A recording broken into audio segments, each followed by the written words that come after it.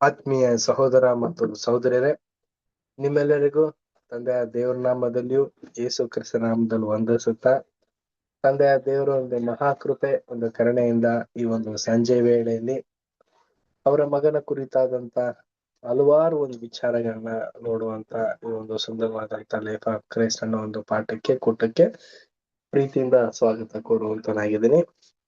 ಎಲ್ಲಾ ಸಹೋದರ ಸಹೋದರಿಯರಿಗೂ ನಮಸ್ತೆ. ಎಲ್ರು ಹೇಗಿದ್ದೀರಾ?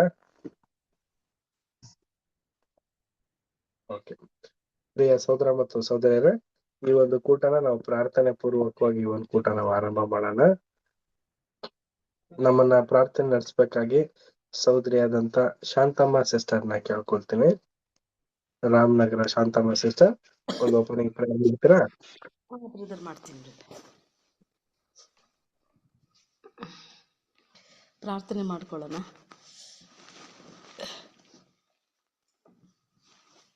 ನಮ್ಮನ್ನು ಬಹಳವಾಗಿ ಪ್ರೀತಿ ಮಾಡುವಂಥ ನಮ್ಮ ಪರಲೋಕ ತಂದೆಯಾದ ದೇವರೇ, ಈ ಒಳ್ಳೆ ಸಮಯನ ನಮಗೆ ಒದಗಿಸಿಕೊಟ್ಟಂಥ ನಮ್ಮ ರಕ್ಷಕನು ವಿಮೋಚಕನಾಗಿರುವ ತಂದೆ ಸ್ತೋತ್ರ. ಅಪ್ಪ ಕರ್ತನೆ, ನಿಮಗೆ ಮಹಿಮೆ ಉಂಟಾಗಲಿ. ಭೂಮಿಯನ್ನು ಆಕಾಶವನ್ನು ಉಂಟು ಮಾಡಿ ಅಪ್ಪ, ಎಲ್ಲ ಸರ್ವಸ್ವವನ್ನು ಉಂಟು ಮಾಡಿ ಒಳ್ಳೆಯದು ಅಂತ ಆಶೀರ್ವಾದ ಮಾಡಿದಂಥ ನಮ್ಮ ತಂದೆಯಾದ ದೇವರೇ, ಯೇಸು ಕ್ರಿಸ್ತನ ನಾಮದಲ್ಲಿ ನಿಮಗೆ ವಂದನೆಯಪ್ಪ. ಅಪ್ಪ ತಂದೆ, ಈಗೋ ಈ ಸಮಯದಲ್ಲಿ ಕರ್ತನೆ, ಎಲ್ಲ ಸಹೋದರ ಸಹೋದರಿಯರು ಕರ್ತನೆ ಕೂಡಿ ಬರುವಂತೆ ಅಪ್ಪ ನಿನ್ನ ಕೃಪೆ ಅನುಗ್ರಹವನ್ನು ಮಾಡೋದಕ್ಕಾಗಿ ಸ್ತೋತ್ರ. ಇನ್ನು ಯಾರು ಬರಬೇಕಾಗಿದೆಯೋ ಅಪ್ಪ ತಂದೆಯಾದ ದೇವರೇ, ಎಲ್ಲರೂ ತಕ್ಕ ಸಮಯದಲ್ಲಿ ಬಂದು ಅಪ್ಪ ಈ ಸತ್ಯವನ್ನು ತಿಳ್ಕೊಳ್ಳುವಂತೆ ನಿಮ್ಮ ಕೃಪೆ ಅಪ್ಪ ದಯಪಾಲಿಸಬೇಕೆಂದು ಪ್ರಾರ್ಥಿಸ್ತೀನಿ ಸ್ವಾಮಿ. ಅಪ್ಪ ಲೈಫ್ ಆಫ್ ಕ್ರೈಸ್ಟ್ ಕರ್ತನೆ ಅಪ್ಪ, ಇದುವರೆಗೂ ಕರ್ತನೆ ಅಪ್ಪ ನಮಗೆ ಪಾಠಗಳನ್ನು ಮಾಡುವಂಥ ನಿನ್ನ ಸೇವಕನು, ಅವರ ಕುಟುಂಬವನ್ನು ನೀನು ಆಶೀರ್ವದಿಸಿ ಇದುವರೆಗೂ ನಡೆಸಿದ್ದೀರಪ್ಪ, ಅದಕ್ಕಾಗಿ ನಿಮಗೆ ಸ್ತೋತ್ರ ಅಪ್ಪ. ಇನ್ನು ಮುಂದೇನು ನಡೆಸಿ ಪವಿತ್ರಾತ್ಮನ ಶಕ್ತಿಯಿಂದ ಅವರನ್ನು ತುಂಬಿಸಿ ಕರ್ತನೆ, ಎಲ್ಲ ಕರ್ತನೆ ನಿನ್ನ ಕಾರ್ಯಗಳಲ್ಲಿ ಆಶೀರ್ವಾದ ಮಾಡಬೇಕೆಂದು ಪ್ರಾರ್ಥಿಸ್ತೀನಿ ಸ್ವಾಮಿ. ಅದೇ ರೀತಿ ಕರ್ತನೆ ಅಪ್ಪ, ಕೂಡಿ ಬಂದಿರುವಂಥ ಒಬ್ಬೊಬ್ಬರನ್ನು ಯಾರ್ಯಾರು ಆರೋಗ್ಯದಲ್ಲಿ ಬಲಹೀನತೆಯಲ್ಲಿ ಇದ್ದಾರಪ್ಪ ಅಪ್ಪ, ನಿನ್ನ ಪವಿತ್ರ ವಾಕ್ಯದಿಂದ ಬಲಪಡಿಸಿ ಧೈರ್ಯಪಡಿಸಿ ಕರ್ತನೆ, ಸೋತು ಹೋಗದಾಗೆ ತಂದೆಯಾದ ದೇವರೇ, ನಿಮ್ಮ ಮಗನ ಮಾಡಿರುವಂಥ ತ್ಯಾಗವನ್ನು ನೆನೆಸಿ ಅಪ್ಪ, ನಾವೆಲ್ಲರೂ ಕರ್ತನೆ ನಿನ್ನನ್ನು ವಂದಿಸುವಂತೆ ನಾವು ಭೂಮಿ ಮೇಲಿರೋವರೆಗೂ ನಿಮ್ಮ ಕೃಪಾ ಅನುಗ್ರಹವು ನಮಗೆ ಒದಗಿಸಿಕೊಡ್ಬೇಕೆಂದು ನಾನು ಪ್ರಾರ್ಥಿಸುತ್ತಾ, ತಂದೆಯಾದ ದೇವರೇ, ನನ್ನ ನೆಚ್ಚಿಕ ಪ್ರಾರ್ಥನೆ ನಮ್ಮ ರಕ್ಷಕನು ವಿಮೋಚಕನಾದಂಥ ನಜರೇತಿನ ಯೇಸು ಕ್ರಿಸ್ತನ ಅಧಿಕಾರವುಳ್ಳ ನಾಮದಲ್ಲಿ ನಾನು ಪ್ರಾರ್ಥಿಸಿ ಬೇಡಿ ಹೊಂದಿದ್ದೀನಿ ನನ್ನ ಪರಲೋಕ ಜೀವವುಳ್ಳ ತಂದೆ, amen. Thank you sister. Amen. ತಂದೆಯ ದೇವರ ನಮ್ಮ ಮಹಿಮೆ ಉಂಟಾಗಲಿ ಕ್ರಿಸ್ತೇಸು ಸ್ವಾಮಿಯ ಮುಖಾಂತರ. ಪ್ರಿಯ ಸಹೋದರ ಮತ್ತು ಸಹೋದರಿಯರೇ, ತಂದೆಯ ದೇವರ ಒಂದು ಮಹಾಕೃಪೆ, ಒಂದು ಕರುಣೆಯಿಂದ ನಮ್ಮನ್ನು ಜೀವಿತರ ಸಂಖ್ಯೆಯಲ್ಲಿ ಇಳಿಸಿ ಈ ಒಂದು ಸಂಜೆ ವೇಳೆಯಲ್ಲಿ ಅವರ ಮಗನ ಕುರಿತಾದಂತ ಲೈಫ್ ಆಫ್ ಕ್ರೈಸ್ಟ್ ಭಾಗ 2 ಕನ್ನಡದಲ್ಲಿ ಪೇಜ್ ನಂಬರ್ 164 ಈ ದಿನ ನಾವು ನೋಡುವಂತ ಒಂದು ವಿಶೇಷವಾದಂತಹ ಒಂದು ಪಾಠ, ಜೀವ ಕೊಡುವ ರೊಟ್ಟಿ ನಾನೇ ಅನ್ನೋ ಒಂದು ಪಾಠನ ನಾವು ನೋಡ್ತಾ ಇದ್ವಿ. ಇದು ಸೋದರ ಅಂತ ರಜಲ್ ಬ್ರದರ್ ಅವರು ರೀಪ್ರಿಂಟ್ 2651 ಬರ್ದಿರುವಂತ ಒಂದು ಪಾಠ ಆಗಿದೆ. ಇದಕ್ಕೆ ಆರಿಸ್ಕೊಂಡಂತ ವಾಕ್ಯನು ಕೂಡ ಯೋಹಾನ 6:22 40 ಕೂಡ ನಾವು ಕಳೆದ ವಾರ ನಾವು ನೋಡಿದ್ವಿ. ಇದರ ಹಿನ್ನೆಲೆ ನಾವು ನೋಡ್ಬೇಕಾದ್ರೆ 5 ರೊಟ್ಟಿ 2 ಮೀನಿನ ಅದ್ಭುತ ಕಾರ್ಯಗಳು ನಡೆದ ನಂತರ ಹಲವಾರು ಮಂದಿ ಯೇಸು ಕ್ರಿಸ್ತನ ಹಿಂದೆನೆ ಬಂದು ಆ ಒಂದು ಆಹಾರ ಸಿಗುತ್ತೆ ಅನ್ನೋ ಒಂದು ಆಕಾಂಕ್ಷೆಯಿಂದ ಇದ್ದಾಗ ಯೇಸು ಕ್ರಿಸ್ತರು ಕೊಟ್ಟಂತ ಒಂದು ರೊಟ್ಟಿ ಮಹತ್ವ ಏನು ಅಂತ ನಾವು ನೋಡ್ಬೇಕಾದ್ರೆ ಅದು ಜೀವ ಸಿಗುವಂತ ಒಂದು ರೊಟ್ಟಿಗೆ ಸೂಚಕವಾಗಿದೆ. ಯೇಸು ಕ್ರಿಸ್ತರ ಯೇಸು ಕ್ರಿಸ್ತ ಕೊಡುವಂತ ಒಂದು ರೊಟ್ಟಿಗಳು ತಿಂದ ವ್ಯಕ್ತಿಗೆ ಜೀವ ಸಿಗುತ್ತೆ, ಅದು ಒಂದು ಮೇಜಿಗೆ ಒಂದು ಉಲ್ಲೇಖವಾಗಿದೆ ಅನ್ನೋ ಒಂದು ರೀತಿಯಲ್ಲಿ ಪಾಠನ ಯೇಸು ಕ್ರಿಸ್ತರು ಹಲವಾರು ಮಂದಿಗೆ ಮತ್ತೆ ಶಿಷ್ಯಂದಿರಿಗೆ ಇದನ್ನ ಮಾಡಿದ್ರು ಅನ್ನೋದನ್ನ ನಾವು ನೋಡ್ತಾ ಇದ್ವಿ. ಪ್ರಿಯ ಸಹೋದರ ಮತ್ತು ಸಹೋದರರೇ, ನಮಗೆ ತಿಳಿದಿರೋ ಪ್ರಕಾರ ಇನ್ನು ಕೆಲವು ದಿನಗಳಿಗೆ ನಾವು ಪಾಲ್ಗೊಳ್ತಾ ಇದ್ದೀವಿ ಪ್ರಭುರಾತ್ರಿ ಭೋಜನಕ್ಕೆ. ಆ ಒಂದು ಪ್ರಭುರಾತ್ರಿ ಭೋಜನದಲ್ಲೂ ಕೂಡ ನಾವು ಮುರಿಯುವಂತ ಒಂದು ರೊಟ್ಟಿ ಒಂದು ವಿಶೇಷದಾಯಕವಾಗಿಯೂ ನಮ್ಮೆಲ್ಲರ ಒಂದು ಸತ್ಯಕ್ಕೆ ಒಡಂಬಡಿಕೆಯಾಗಿಯೂ ಮೇಲ್ಕಂಡ ಒಂದು ವಿಚಾರಕ್ಕೆ ಅದು ಸೂಕ್ತವಾದಂತ ಒಂದು ರೊಟ್ಟಿಯಾಗಿದೆ. ಆ ಒಂದು ರೊಟ್ಟಿಯ ಮಹತ್ವನ ನಾವು ತಿಳ್ಕೊಂಡು ಈ ಒಂದು ದಿನ ನಾವು ದೇವರ ಒಂದು ವಾಕ್ಯನ ಧ್ಯಾನ ಮಾಡುವಂತರಾಗಿರೋಣ.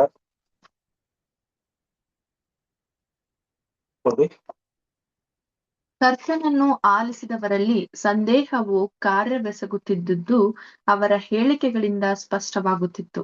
ಅವರು ಸಾರಾಂಶವಾಗಿ ಹೀಗೆ ಹೇಳುತ್ತಿದ್ದರು, ನಿನ್ನ ಅದ್ಭುತವು ಬಹು ದೊಡ್ಡದೆಂದು, ಇಲ್ಲವೇ ಆಶ್ಚರ್ಯವಾದದೆಂದು, ಮತ್ತು ಅವುಗಳಲ್ಲಿ ನೀನು ದೇವರ ಮಗನೆಂದು ಸೂಚಿಸಲು ಅಗತ್ಯವಾದ ಅಂಶವು ಅಡಕವಾಗಿರುವುದೆಂದು ಅಂಗೀಕರಿಸಲು ನಮಗೆ ಸಾಧ್ಯವಾಗದು. ಏಕೆಂದರೆ ಮೋಶೆಯು ಇದೇ ವಿಧವಾದ ಶಕ್ತಿಯನ್ನು ಉಪಯೋಗಿಸುತ್ತಿದ್ದು ನಮಗೆ ನೆನಪಿದೆ. ನಿಜವಾಗಿ ಅವನು ತಮ್ಮ ಪೂರ್ವಜರಿಗೆ, ಅಂದರೆ ಇಸ್ರೇಲ್ ಜನಾಂಗಕ್ಕೆ ಬಹುಕಾಲ ಅರಣ್ಯದಲ್ಲಿ ಸಾಕಷ್ಟು ಆಹಾರವನ್ನು ಒದಗಿಸಿದ್ದನು. ಆತನು ಆರಂಭದಲ್ಲಿ ಯಾವ ರೊಟ್ಟಿಯನ್ನಾಗಲಿ ಮೀನನ್ನಾಗಲಿ ಬಳಸದೆ ಇದನ್ನು ಮಾಡಿದ್ದನು. ನಾವು ಇದನ್ನು ಮನ್ನವೆಂದು ಉಲ್ಲೇಖಿಸುವವರಾಗಿದ್ದೇವೆ. Thank you. ಪ್ರಿಯ ಸಹೋದರ ಮತ್ತು ಸಹೋದರಿಯರೇ, ನೋಡಿ, ನಮ್ ಕರ್ತರು ಮಾಡಿರುವಂತ ಹಲವಾರು ಕಾರ್ಯಕ್ರಮಗಳು ಮತ್ತೆ ಹಲವಾರು ರೀತಿಯ ಅದ್ಭುತ ಕಾರ್ಯಗಳನ್ನ ನಾವೀಗ ಓದಿ ಆಶ್ಚರ್ಯ ಸೂಚಕವಾಗಿದ್ದೀವಿ. ಆದರೆ ಪ್ರಿಯ ಸಹೋದರ ಮತ್ತು ಸಹೋದರರೇ, ಆ ಒಂದು ಕಾಲಘಟ್ಟದಲ್ಲಿ ಅಲ್ಲಿದ್ದಂತ ಹಲವಾರು ಮಂದಿಯಲ್ಲಿ ಇದ್ದಂತ ಒಂದು ಉಲ್ಲೇಖ ಏನಾಗಿತ್ತು ಅಂತಂದ್ರೆ, ಇದೇನು ಯೇಸು ಕ್ರಿಸ್ತರು ಇಷ್ಟೇನ ಅದ್ಭುತ ಮಾಡ್ತಾ ಇರೋದು, ಇಷ್ಟೇನ ಅನ್ನೋ ಒಂದು ಆಶ್ಚರ್ಯ ಪಡೆದೇ ಇರುವಂತ ಒಂದು ವರ್ತನೆನ ನಾವಿಲ್ಲಿ ನೋಡ್ತಾ ಇದೀವಿ ಪ್ರಿಯರೇ. ಯಾಕೆ ಅಂತಂದ್ರೆ, ತದ್ವಿರುದ್ಧವಾಗಿ ಅವರು ಧರ್ಮಶಾಸ್ತ್ರನ ನೋಡ್ಬೇಕಾದ್ರೆ ಹಿಂಗೇನೆ ಅದ್ಭುತ ಕಾರ್ಯಗಳನ್ನ ಯಾರು ಹೆಚ್ಚಾಗಿ ಮಾಡಿದ್ರು ಅಂದ್ರೆ ಮೋಶೆ ಬಂದು ಹೆಚ್ಚು ಕಮ್ಮಿ 35-40 ಲಕ್ಷ ಜನರನ್ನ ಆ ಒಂದು ಫರೋನ್ ಕಡೆಯಿಂದ ಕಾನಾನ್ ದೇಶಕ್ಕೆ ಕರ್ಕೊ ಬರ್ಬೇಕಾದ್ರೂ ಕೂಡ ಹಲವಾರು ಅದ್ಭುತ ಕಾರ್ಯಗಳು ದೇವರು ಮೋಶೆ ಮುಖಾಂತರ ಮಾಡ್ಸಿದ್ದಾರೆ. ಬಟ್ ಪ್ರಿಯ ಸಹೋದರ ಮತ್ತು ಸಹೋದರಿ, ಇದನ್ನ ನಾವೆಲ್ಲ ಗ್ರಹಿಸ್ಕೋಬೇಕಾದ್ರೆ ಮೋಶೆನೂ ಕೂಡ ಒಂದ್ ಒಳ್ಳೆ ಆಹಾರಕ್ಕೆ ಮತ್ತೆ ನೀರಿಗೆ, ಸ್ಥಳ ಇರೋಂತ ಒಂದು ಸ್ಥಳಕ್ಕೆ, ಮತ್ತೆ ಬಿಸಿಲಿಗೆ ಏನು ಆಗ್ದಿರೋ ತರ, ಬಟ್ಟೆ ಏನು ಸವಿದೇ ಇರೋ ತರ ಇನ್ನೂ ಹಲವಾರು ಅದ್ಭುತ ಕಾರ್ಯಗಳನ್ನ ಕೂಡ ಮೋಶೆ ಮಾಡಿದ್ರು. ಬಟ್ ಅಲ್ಲಿರೋ ಜನರೆಲ್ಲಾನು ಕೂಡ ದೇವರಿಂದ ಬಂತು ಅಂತ ಒಂದು ನಿರೀಕ್ಷೆ ಅವರಲ್ಲಿ ಇರ್ಲಿಲ್ಲ. ಎಲ್ಲ ಮೋಶೆ ಮಾಡ್ದ ಅನ್ನೋ ರೀತಿಯಲ್ಲೇ ಬಿಂಬಿಸ್ತಿದ್ರು ಕೆಲವೊಂದು ವರ್ಗದ ಜನ. ಅದಕ್ಕೋಸ್ಕರನೇ ಮೋಶೆ ಸತ್ತಾಗ ಅವನ ದೇಹ ಸಿಗ್ಲಿಲ್ಲ ರೀ. ಎಲ್ಲ ಸಿಗ್ಬಿಟ್ಟಿದ್ರೆ ಅದು ಒಂದು ಬೇರೆ ಒಂದು ಧರ್ಮಕ್ಕೆ ಕಾರಣ ಸೂಚಕವಾಗಿ ಕಾಣಲ್ಪಡ್ತಿತ್ತು. ನೋಡ್ಬೇಕಾದ್ರೆ ಪ್ರಿಯ ಸಹೋದರ ಮತ್ತು ಸಹೋದರರೇ, ಯೇಸು ಕ್ರಿಸ್ತರು ಮಾಡಿರುವಂತ ಅದ್ಭುತನೇ ಬೇರೆ, ಮೋಶೆ ಮಾಡಿದ್ದೇ ಬೇರೆ. ಏನಕ್ಕಂದ್ರೆ ಮೋಶೆ ತಂದೆ ದೇವರ ಕಡೆಯಿಂದ ಇದನ್ನ ತಿಳ್ಕೊತಾ ಇದ್ರು. ಬಟ್ ಯೇಸು ಕ್ರಿಸ್ತರು ತಂದೆ ದೇವರು ಕೊಟ್ಟಂತ ಆ ಒಂದು ಶಕ್ತಿಯಲ್ಲೇ ಮಾಡ್ತಾ ಇದ್ರು. ಮುಂದಿನ ಪ್ಯಾರ ನಾವು ರೀಡ್ ಮಾಡೋಣ. Next para Divya sister read ಮಾಡ್ತೀರಾ? Okay brother. ನಮ್ಮ ಕರ್ತನು ಇದಕ್ಕೆ ಸ್ಪಂದಿಸಿ ಹೇಳಿದ್ದು, ಮೋಶೆಯು ಮನ್ನವನ್ನು ಉತ್ಪಾದಿಸಿದವನಲ್ಲ, ಅದನ್ನು ಕಳುಹಿಸಿಕೊಡುವಲ್ಲಿ ಆತನಿಗೆ ಯಾವ ಪಾತ್ರವೂ ಇರಲಿಲ್ಲ. ಅದು ನೇರವಾಗಿ ಪರಲೋಕದ ತಂದೆಯಿಂದ ಏರ್ಪಾಡಾಗಿ ಬಂದಿತ್ತು. ಮೋಶೆಯು ಇದರಲ್ಲಿ ಯಾವ ಸಾಧನವಾಗಿಯೂ ಇರಲಿಲ್ಲ. ಅನಂತರ ನಮ್ಮ ಕರ್ತನು ಅಡವಿಯಲ್ಲಿ ಕೊಟ್ಟ ಮನ್ನವು ನಿತ್ಯ ಜೀವವನ್ನು ಕೊಡುವ ನಿಜವಾದ ರೊಟ್ಟಿಯಾದ ನಿಜರೂಪದ ಮನ್ನಕ್ಕೆ ಒಂದು ಛಾಯೆಯಾಗಿರುವುದೆಂದು ತೋರಿಸಿಕೊಟ್ಟು, ತಾನೇ ಆ ರೊಟ್ಟಿ ಎಂಬ ತನ್ನ ವಿಷಯವಾದ ಸತ್ಯಾಂಶವನ್ನು ಆತನು ಪ್ರಕಟ ಮಾಡಿ ಹೇಳಿದ್ದನು. ಅವರು ಈಗ ಅದನ್ನು ತನ್ನಿಂದ ಪಡಕೊಳ್ಳಬೇಕೆಂದು ಬಯಸಿದ್ದನು. Thank you sister. ನೋಡಿ, ಯೇಸು ಕ್ರಿಸ್ತನು ಕೂಡ ಮೋಶೆ ಇಂದನೇ ಎಲ್ರಿಗೂ ಆಹಾರ ಸಿಕ್ಕಿರೋದಲ್ಲ ಅಂತ ಅನ್ಬಿಟ್ಟು ಸ್ಪಷ್ಟನೆಯನ್ನ ಎಲ್ಲೂ ಕೂಡ ಕೊಡ್ತಾ ಇದಾರೆ. ಅವರು ತಂದೆ ದೇವರಿಂದಾನೇ ಹೊಂದ್ಕೊಂಡ್ರು. ನೋಡ್ಬೇಕಾದ್ರೆ ಮೋಶೆಗೆ ಅಷ್ಟೊಂದು ಪ್ರಾಮುಖ್ಯತೆನ ಇಸ್ರೇಲ್ ಜನರು ಕೊಡ್ತಾ ಇದ್ರು. ಆದ್ರೆ ಇಲ್ಲ ರೀ, ಮೋಶೆನು ಕೂಡ ಸರಳವಾಗಿ ಅವನು ಒಬ್ಬ ಯಹೂದಿಯಾಗಿದ್ದ. ಸೊ ಅವನು ಒಬ್ಬ ಜ್ಯೂಸ್ ಆಗಿ ಅವನು ಕಾನಾನ್ ದೇಶಕ್ಕೋಸ್ಕರ ನೋಡುವಂತ ಒಂದು ತವಕದಿಂದ ಬಂದಂತ ಒಬ್ಬ ವ್ಯಕ್ತಿಯಾಗಿದ್ದ ಪ್ರಿಯ ಸಹೋದರ ಮತ್ತು ಸಹೋದರರೇ. ಆದ್ರೆ ಉಪಯೋಗಿಸ್ಕೊಂಡಿದ್ದು ತಂದೆಯ ದೇವ್ರು. ಬಟ್ ಇಲ್ಲಿ ನಮ್ಗೆ ನಿಜವಾಗಿ ಹೇಳ್ತಿರೋದೇನು ಅಂತ ನಾವು ನೋಡ್ಬೇಕಾದ್ರೆ, ನಮ್ಗೆ ಸ್ವಂತ ರಕ್ಷಕ ಅಂದ್ರೆ ತಂದೆಯ ದೇವರ ಏಕ ಮಗನ್ನೇ ಕಳ್ಸ್ಕೊಟ್ಟಿರ್ಬೇಕಾದ್ರೆ ಅವರೇ ನಮ್ಗೆ ಛಾಯೆಯಾಗಿ ಇತ್ಕೊಂಡು ನಿಜವಾದ ರೊಟ್ಟಿಯಾಗಿ ನಮ್ಗೆ ಬಿಂಬಿಸ್ಬೇಕಾದ್ರೆ ಪ್ರಿಯರೇ, ಅವ್ರನ್ನ ನಾವು ಸೇವಿಸೋದು ತುಂಬಾ ಸೂಕ್ತ, ಒಳ್ಳೇದು ಪ್ರಿಯ ಸಹೋದರ ಮತ್ತು ಸಹೋದರರೇ. ಈಗ ನೋಡಿ, ನಮ್ಗೆ ಈಗಿರುವಂತ ಒಂದು ಪರಿಜ್ಞಾನ, ಈಗಿರುವಂತ ಒಂದು ನಂಬಿಕೆನ ಆಗಿನ ಕಾಲದಲ್ಲಿ ಇದ್ದಂತ ಯಹೂದಿಗಳಲ್ಲಿ ಇರ್ಲಿಲ್ಲ ಪ್ರಿಯ ಸಹೋದರ ಮತ್ತು ಸಹೋದರರೇ. ಇದ್ದಿದ್ರೆ ಖಂಡಿತವಾಗ್ಲು ಪ್ರಿಯರೇ ಅವರಲ್ಲೇನೆ 1,44,000 ಸದಸ್ಯರುಗಳು ಆಗೋಗ್ತಾ ಇದ್ರು. ಅವರಲ್ಲಿ ಅಂತ ನಂಬಿಕೆ ಕಾಣ್ಲಿಲ್ಲ, ಮತ್ತೆ ಅಂತ ಒಂದು ಗುಣಲಕ್ಷಣಗಳು ಇಲ್ದೇ ಇರೋದ್ರಿಂದಾನೆ ನಮಗೆ ಯೇಸು ಕ್ರಿಸ್ತರ ಆ ಒಂದು ರೊಟ್ಟಿನ ತಿನ್ನುವಂತ ಒಂದು ಭಾಗ್ಯ ನಮ್ಗೆ ಈಗ ಲಭಿಸಿದೆ. ನೆಕ್ಸ್ಟ್ ಪ್ಯಾರ ನಾವು ರೀಡ್ ಮಾಡೋಣ. Next para Navita sister read ಮಾಡ್ತೀರಾ? Okay brother. ಆತನು ತನ್ನ ವಿಷಯವಾಗಿ ಹೇಳಿಕೊಂಡಿದ್ದಾನೆಂಬ ಅಂಶವನ್ನು ಅವರು ಗ್ರಹಿಸಲಿಲ್ಲ. ಆದರೆ ವಾಸ್ತವದಲ್ಲಿ ಅವರು ಅರಣ್ಯದಲ್ಲಿ ಪೋಷಿಸಲು ತಮ್ಮ ಪೂರ್ವಜನರಿಗೆ ದೇವರು ಪರಲೋಕದಿಂದ ಮನ್ನವನ್ನು ಕೊಟ್ಟಿದ್ದ ಹಾಗೆ ಈಗ ಈ ದಿವ್ಯ ಬೋಧಕನಾದ ಯೇಸುವು ಇನ್ನೂ ಉತ್ತಮ ದರ್ಜೆಯ ಮನ್ನದ ಬಗ್ಗೆ ಹೇಳುತ್ತಿರುವನೆಂದು ಮತ್ತು ಅದರಲ್ಲಿ ಪಾಲು ತೆಗೆದುಕೊಂಡಲ್ಲಿ ಅದು ನಿತ್ಯಜೀವವನ್ನು ಒದಗಿಸುವುದೆಂಬ ಪ್ರಾಕೃತಿಕವೂ ಮತ್ತು ಸಹಜವೂ ಆದ ಅಭಿಪ್ರಾಯವನ್ನು ಹೊಂದಿದ್ದರು. ಹೀಗಾಗಿ ಅವರು ಉದ್ಗಾರವೆತ್ತಿ ಹೇಳಿದ್ದು, ಸ್ವಾಮಿ, ಆ ರೊಟ್ಟಿಯನ್ನು ನಮಗೆ ಯಾವಾಗಲೂ ಕೊಡು. ನಮ್ಮ ಕರ್ತನು ಅನಂತರದಲ್ಲಿ ಈ ಸಂಕೇತವನ್ನು ಅಥವಾ ಸಾಮ್ಯವನ್ನು ವಿವರಿಸುವವನಾಗಿ ಈ ಪಠ್ಯಭಾಗದಲ್ಲಿನ ಭಾಷಾ ರೂಪದಲ್ಲಿ ಪ್ರಕಟ ಮಾಡಿ ಹೇಳಿದ್ದು, ಜೀವ ಕೊಡುವ ರೊಟ್ಟಿ ನಾನೇ. ನನ್ನ ಬಳಿಗೆ ಬರುವವನಿಗೆ ಎಂದಿಗೂ ಹಸಿವೆಯಾಗುವುದಿಲ್ಲ, ನನ್ನನ್ನು ನಂಬುವವನಿಗೆ ಎಂದಿಗೂ ನೀರಡಿಕೆಯಾಗುವುದಿಲ್ಲ. Thank you sister. ಪ್ರಿಯ ಸಹೋದರ ಮತ್ತು ಸಹೋದರರೇ, ನೋಡಿ, ಯೇಸು ಕ್ರಿಸ್ತರು ಈ ಒಂದು ರೊಟ್ಟಿಯ ಮಹತ್ವನ ಹೇಳ್ಬೇಕಾದ್ರೆ ಅಲ್ಲಿದ್ದಂತ ಜನರುಗಳು ಏನಂತ ಕೇಳಿದ್ರು, ನಮಗೂ ಕೊಡಿ ಈ ಒಂದು ರೊಟ್ಟಿ. ಏನಕ್ಕಂದ್ರೆ ತಿಂತಾನಿದ್ರೆ ಹೊಟ್ಟೆ ಹಸಿವು ಇರೋದಿಲ್ಲ, ಜೀವ ಇರುತ್ತೆ, ಶಕ್ತಿ ಸಾಮರ್ಥ್ಯಗಳಿರುತ್ತೆ, ಆ ಒಂದು ಪರಿಜ್ಞಾನದಲ್ಲಿದ್ರು. ಯಾಕೆ ಅಂತಂದ್ರೆ ಇದಕ್ ಬಿಂಬವಾಗಿ ಏನ್ ತೋರಿಸಲ್ಪಡ್ತಿದೆ ಅಂತಂದ್ರೆ ಮೋಶೆ ಮುಖಾಂತರ ಸಿಕ್ಕಂತ ಮನ್ನ ಒಂದು ತೋರಿಸ್ತಾ ಇದೆ. ಪ್ರಿಯ ಸಹೋದರ ಮತ್ತು ಸಹೋದರರೇ, ಅಲ್ಲೂ ಕೂಡ ಇದ್ದಂತ ಜನರುಗಳೆಲ್ಲಾನು ಕೂಡ ಮನ್ನಾನ ತಿಂದು ಮನ್ನಾದಲ್ಲಿದ್ದಂತ ಒಂದು ಗುಣಗಳನ್ನ ತಿನ್ಕೊಂಡು ಅವ್ರ ಶಕ್ತಿ ಸಾಮರ್ಥ್ಯಗಳನ್ನ ಹೊಂದಿ ಇನ್ನು ಸ್ವಲ್ಪ ಹೆಚ್ಚಾಗಿ ಇರೋದಕ್ಕೆ ಸಹಾಯ ಆಗ್ತಿತ್ತು. ಅದಕ್ಕೇನೆ ಆ ಮನ್ನದ ಒಂದು ಪ್ರಾಮುಖ್ಯತೆನ ಈ ಒಬ್ಬ ಮೆಸ್ಸಿಯ ಬಂದ್ಬಿಟ್ಟು ನಮ್ಗೆ ರೊಟ್ಟಿಯ ರೀತಿಯಲ್ಲಿ ದಯಪಾಲಿಸ್ತಾ ಇದಾರೆ ಅಂತ ಒಂದು ಅವಲೋಚನೆ ಉಂಟಾಗೋಗಿತ್ತು. ಪ್ರಿಯ ಸಹೋದರ ಮತ್ತು ಸಹೋದರಿಯರೇ, ಪ್ರಿಯರೇ, ಇಲ್ಲಿ ನಾವು ಗಮನಿಸ್ಬೇಕಾಗಿರೋಂತ ಉದ್ದೇಶ ಏನಂತ ನಾವು ನೋಡ್ಬೇಕಾದ್ರೆ, ಯೇಸು ಕ್ರಿಸ್ತರಲ್ಲಿ ಇದ್ದಂತ ಒಂದು ವಿಶೇಷವಾದಂತ ಮಹಿಮಾ ಉಳ್ಳ ಶಕ್ತಿನ ಅವ್ರು ಯಾವ್ದಕ್ಕೆ ಹೋಲಿಸ್ತಾ ಇದ್ರು ಅಂದ್ರೆ, ಮೋಶೆಯಲ್ಲಿ ಇದ್ದದ್ದಕ್ಕೆ ಇಲ್ಲೂ ಕೂಡ ಇದೆ, ಪ್ರವಾದಿಗಳಿಗೆ ಯಾವ ರೀತಿ ದೇವ್ರು ಕೊಟ್ರು ಅದೇ ತರ ಇದೆ ಅನ್ನೋ ಒಂದು ಪರಿಜ್ಞಾನದಲ್ಲಿದ್ರು. ಸರಳವಾಗಿ ಆ ರೀತಿ ಇಲ್ಲ ರೀ. ಇದು ತಂದೆಯ ದೇವರ ಮಗನ ಇಲ್ಲಿದ್ದಂತ ಒಂದು ಗುಣ ಸ್ವರೂಪನ ಅವರು ಜೀರ್ಣೋದಾಯಕ ಮಾಡ್ಕೊಳ್ದಂತೆನೆ ಈ ರೀತಿ ಅವರು ಭಾಷಾ ರೂಪದಲ್ಲಿ ಪ್ರಕಟಿಸ್ತಾ ಇರೋದನ್ನ ನಾವು ನೋಡ್ತಾ ಇದೀವಿ. ಜೀವ ಕೊಡುವ ರೊಟ್ಟಿ ನಾನೇ ಅನ್ನೋ ಒಂದು ವಿಚಾರನ ಇವ್ರು ಇನ್ನೂ ಅರ್ಥನೆ ಮಾಡ್ಕೊಂತಾನೆ ಇರಲ್ಲ. ಏನಕ್ಕೆ ಅಂತಂದ್ರೆ ಇವ್ರು ಮನ್ನಾನು ಒಂದೇ, ರೊಟ್ಟಿನೂ ಒಂದೇ. ಮನ್ನ ತಿಂದ್ರೆ ಆಹಾರ ತಿಂದಂಗೆ, ರೊಟ್ಟಿ ತಿಂದ್ರೆ ಆಹಾರ ತಿಂದಂಗೆ ಅನ್ನೋ ಒಂದು ಜ್ಞಾನದಲ್ಲಿದ್ದಾರೆ. ಇದು ಆತ್ಮೀಕವಾದಂತ ದೃಷ್ಟಿಲಿ ಏನು ಅಂತಂದ್ರೆ, ಪ್ರಿಯ ಸಹೋದರ ಮತ್ತು ಸಹೋದರ, ಮನ್ನ ಯಾರು ತಿಂತಿದ್ರು? ಪರಲೋಕದಲ್ಲಿದ್ದಂತ ದೇವದೂತರುಗಳ ತಿಂತಾ ಇದ್ದಂತ ಒಂದು ಆಹಾರ ರೀ. ರೊಟ್ಟಿ ಈಗ ಯಾರು ತಿಂತಾರ? ಆತ್ಮಿಕವಾಗಿ ಕ್ರಿಸ್ತನ ಒಂದು ಶ್ರಮೆನ, ಕ್ರಿಸ್ತನ ಪಟ್ಟಂತ ಆ ಒಂದು ವಿಚಾರನ ಅರ್ಥಕೊಂಡು ಅಂತ ಯಾತನೆನ ನಾನು ಅನುಭವಿಸಿದೀನಿ ಅನ್ನೋ ಒಂದು ಮನೋಜ್ಞಾನದಲ್ಲಿ ಇದ್ಕೊಂಡು ಕ್ರಿಸ್ತನ ಬಾಧೆಗಳನ್ನ ಅನುಭವಿಸ್ತಿರುವಂತ ದಿನನಿತ್ಯದಲ್ಲಿ ಈ ಒಂದು ಯಾತನೆನ ಅನುಭವಿಸ್ತಿರುವಂತ ಸಹೋದರ ಸಹೋದರಿಕೆ ಹೋಲಿಕೆ ಆಗಿದೆ. ಪ್ರಿಯರೇ, ಸರಳವಾಗಿ ಏನಾದ್ರು ನಾವು ರೊಟ್ಟಿನ ಹಿಂಗೆ ತಿನ್ಕೊಂಡ್ಬಿಟ್ಟ ಅಂತಂದ್ರೆ ಅದು ಜಸ್ಟ್ ಒಂದು ಆಹಾರ ರೀ.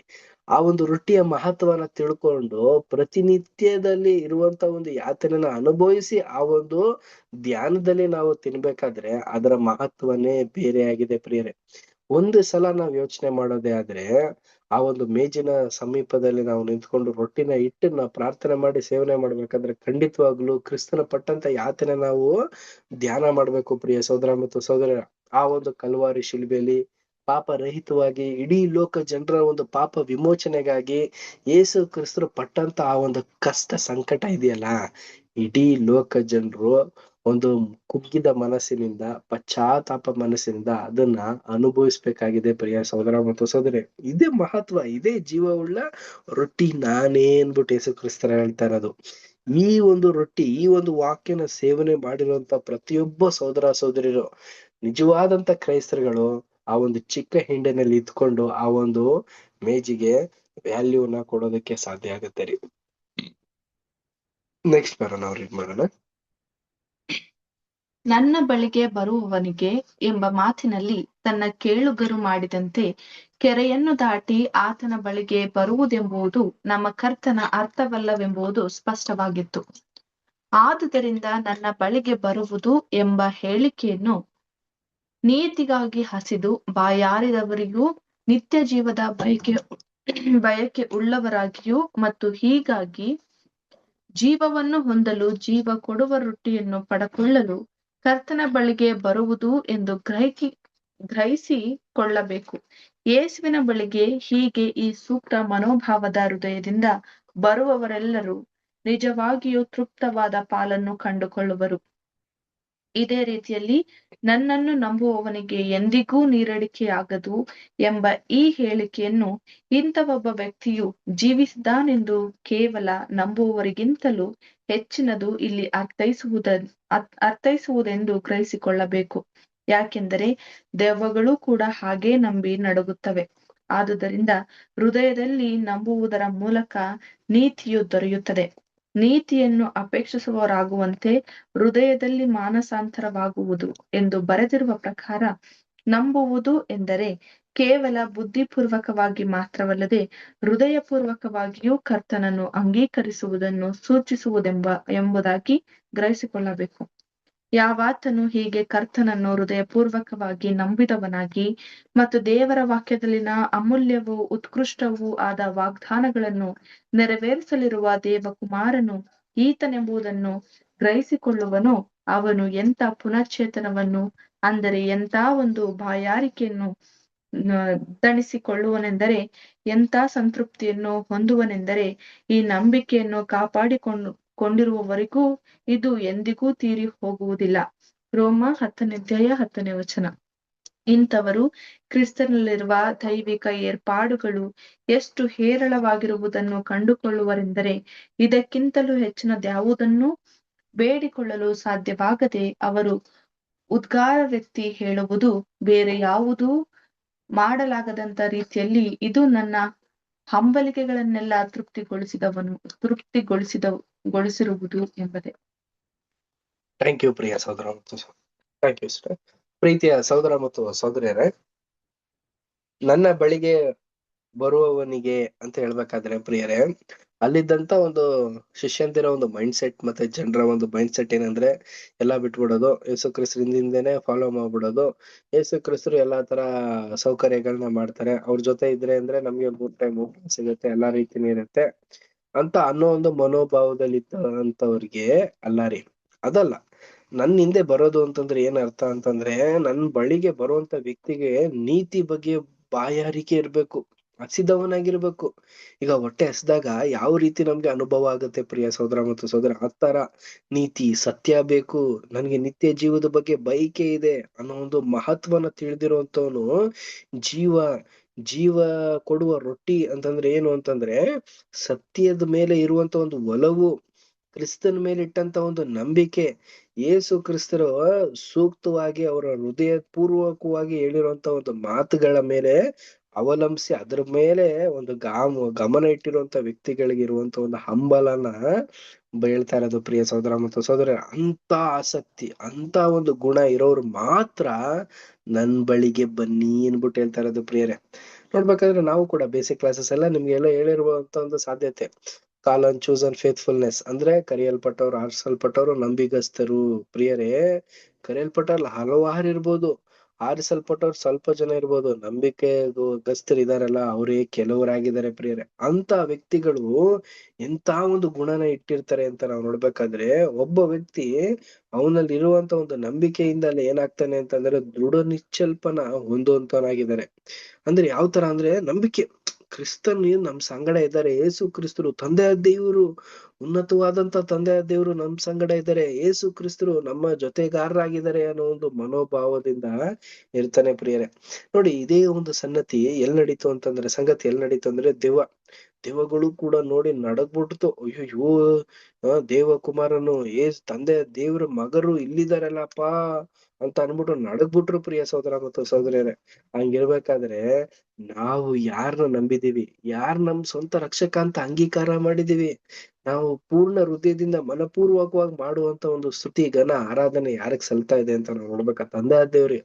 ನಾವು ಅಂತ ಒಂದು ಭಯ ಭಕ್ತಿನ ನಾವು ತೋರಿಸ್ಬೇಕು ಪ್ರಿಯರೇ, ಅಂತ ನಂಬಿಕೆನ ಅಂತ ಒಂದು ಗುಣನ ನಾವು ಬಿಂಬಿಸ್ಬೇಕು. ಅಂದ್ರೆ ಏನು, ವರ್ಚುವಲ್ ಆಗಿ ಎಲ್ರ ಮುಂದೆ ತೋರ್ಸೋದಲ್ಲ ರೀ, ಮನಪೂರ್ವಕ ಅಂತರಂಗದಲ್ಲಿ ನಾವು ದೇವರಲ್ಲಿ ಅಷ್ಟು ಒಂದು ಮಹಿಮೆನ ತೋರುವಂತವ್ರಾಗಿರ್ಬೇಕು ಪ್ರಿಯ ಸಹೋದರ ಮತ್ತು ಸಹೋದರರೇ. ಕ್ರಿಸ್ತನಲ್ಲಿರುವಂತ ದೈವಿಕವಾದಂತ ಒಂದು ಗುಣನ ನಾವು ಅದನ್ನ ಅರ್ಥ ಮಾಡ್ಕೋಬೇಕು. ಅಂತ ಗುಣನ ಅರ್ಥ ಮಾಡ್ಕೊಂಡು ಅದೇ ತರ ನಾವು ನಡ್ಕೊಳ್ಳೋದಕ್ಕೆ ಪ್ರಯತ್ನನ ಪಡ್ಬೇಕು ಪ್ರಿಯ ಸಹೋದರ ಮತ್ತು ಸಹೋದರರು. ಎಲ್ಲಾ ಕೆಲಸ ಕಾರ್ಯಗಳಲ್ಲಿಯೂ, ಎಲ್ಲಾ ವೇಳೆಯಲ್ಲಿಯೂ, ಎಲ್ಲಾ ಸಮಯದಲ್ಲೂ ಕೂಡ ನಾವು ಯಾವುದೇ ಒಂದು ಹಂಬಲದಲ್ಲಿದ್ರೂ ಕೂಡ ಕ್ರಿಸ್ತನ ಒಂದು ಹಂಬಲ ನಮ್ಮಲ್ಲಿ ಇರಬೇಕು ಅನ್ನೋದೇ ನಮ್ಗೆ ಲೇಖಕರು ಅಂದ್ರೆ ಸಹೋದರ ಅಂತ ರಜಲ್ ಬ್ರದರ್ ಅವರು ಉನ್ನತವಾದಂತ ರೀತಿ ನಮ್ಗೆ ತಿಳಿಸ್ತಾ ಇದ್ದಾರೆ. ನೋಡಿ, ಒಂದು ವಾಕ್ಯ ಓದೋಣ. ರೋಮ 10ನೇ ಅಧ್ಯಾಯ 10ನೇ ವಚನ. ಓದ್ಲಾ ಈಗ? ಯಾರೊತ್ತೀರಾ? ಓದಿ ಶಾಂತಿ ಸಿಸ್ಟರ್. ರೋಮ 10ನೇ ಅಧ್ಯಾಯ 10ನೇ ವಚನ. ಹೃದಯದಿಂದ ನಂಬುವುದರ ಮೂಲಕವೇ ನೀತಿಯು ದೊರಕುತ್ತದೆ, ಬಾಯಿಂದ ಅರಿಕೆ ಮಾಡಿದರ ಮೂಲಕವೇ ರಕ್ಷಣೆ ಆಗುತ್ತದೆ. Thank you sister. ನೋಡಿ, ನಮ್ಮ ಒಂದು ಹೃದಯ ಇದೆಯಲ್ಲ, ಇದು ತುಂಬಾ ವಿಶೇಷವಾದಂತ ಒಂದು ವಸ್ತು ಆಗಿದೆ ಪ್ರಿಯ ಸಹೋದರ ಮತ್ತು ಸಹೋದರರೇ. ಆ ಒಂದು ಹೃದಯದಲ್ಲಿರುವಂತ ಒಂದು ಬಿಂಬಗಳು ಹೇಗಿದೆ ಅಂತಂದ್ರೆ ಒಂದು ಟ್ರಾನ್ಸ್ಪರೆಂಟ್ ತರ. ಹೃದಯದಿಂದ ನಾವೇನಾದ್ರೂ ಒಂದು ಒಬ್ಬರನ್ನ ನಂಬಿಟ್ರೆ ಆ ಒಂದು ನಾವು ಸತ್ರು ಕೂಡ ಹೃದಯದಲ್ಲಿರುವಂತ ಒಂದು ಅಂದ್ರೆ ನಮ್ಮಲ್ಲಿರುವಂತ ಒಂದು ಗುಣಗಳು ಹೋದ್ರೂ ಕೂಡ ನಮ್ಮಲ್ಲಿರುವಂತ ಒಂದು ಹೃದಯ ಅದೇ ಬೇಕು ಅಂತ ಚಟಪಡಿಸ್ತದೆ. ಅಂತ ಒಂದು ನಂಬಿಕೆನ ದೇವ್ರ ಮೇಲೆ ನಾವು ಇಡಬೇಕು, ಯೇಸು ಕ್ರಿಸ್ತರ ಮೇಲೆ ನಾವು ಹಂಬಲಿಸ್ಬೇಕು. ಮತ್ತೆ ಅದೇ ತರಾನೇ ನಾವು ನಮ್ಮ ಬಾಯಿನಲ್ಲೂ ನಮ್ಮ ನಡೆ ನುಡಿಯಲ್ಲೂ ಕೂಡ ಬಿಂಬಿಸ್ತಾನೆ ಇರ್ಬೇಕು ಪ್ರಿಯರೇ. ಇಂಥ ಒಂದು ತವಕನ ನಾವು ನಂಬಿಕೆಯಲ್ಲೇ ನೋಡಕ್ ಸಾಧ್ಯ. ನಂಬಿಕೆಯನ್ನ ಮುಟ್ಟಿ ನೋಡೋಂತ ಒಂದು ವಸ್ತು ಅಲ್ಲ ರೀ, ಅದು ಒಂದು ತೋರ್ಪಡಿಸುವಂತ ಒಂದು ಕ್ರಿಯೆ. ಅಂತ ಒಂದು ಕ್ರಿಯಾತ್ಮಕವಾದಂತ ಒಂದು ವಿಚಾರದಲ್ಲಿ ನಾವು ದೃಢ ನಂಬಿಕೆ ಉಳ್ಳವರಾಗಿರ್ಬೇಕು. ನೆಕ್ಸ್ಟ್ ಪ್ಯಾರ ನಾವು ರೀಡ್ ಮಾಡೋಣ. ನೆಕ್ಸ್ಟ್ ಪ್ಯಾರ ಬೇರೆ ಇನ್ಯಾರ ಬಳಿ ಇದೆ text book? Okay, Divya sister read ಮಾಡ್ತೀರಾ? ಓಕೆ. ಹಾಗೂ ಈಗ ನಾವು ವಚನ 29ರಲ್ಲಿ ಇರುವ ನಮ್ಮ ಕರ್ತನ ನುಡಿಯ ಅರ್ಥವನ್ನು ನೋಡುವವರಾಗಿರುವೆವು. ದೇವರು ಮೆಚ್ಚುವ ಕೆಲಸ ಯಾವುದೆಂದರೆ ಆತನು ಕಳುಹಿಸಿಕೊಟ್ಟವರನ್ನು ನೀವು ನಂಬುವುದೇ. ನಂಬುವಿಕೆಯ ಸಂಬಂಧದಲ್ಲಿ ಕ್ರಿಯೆಯು ಇರುವುದು. ಅದು ನಮ್ಮ ಕೈಯಿಂದ ಮಾಡುವ ಕ್ರಿಯೆಯಲ್ಲ, ಆದರೆ ಅದು ನಮ್ಮ ಮನಸ್ಸಿನಲ್ಲಿಯೂ ಹೃದಯದಲ್ಲಿಯೂ ನಡೆಸುವ ಕ್ರಿಯೆ.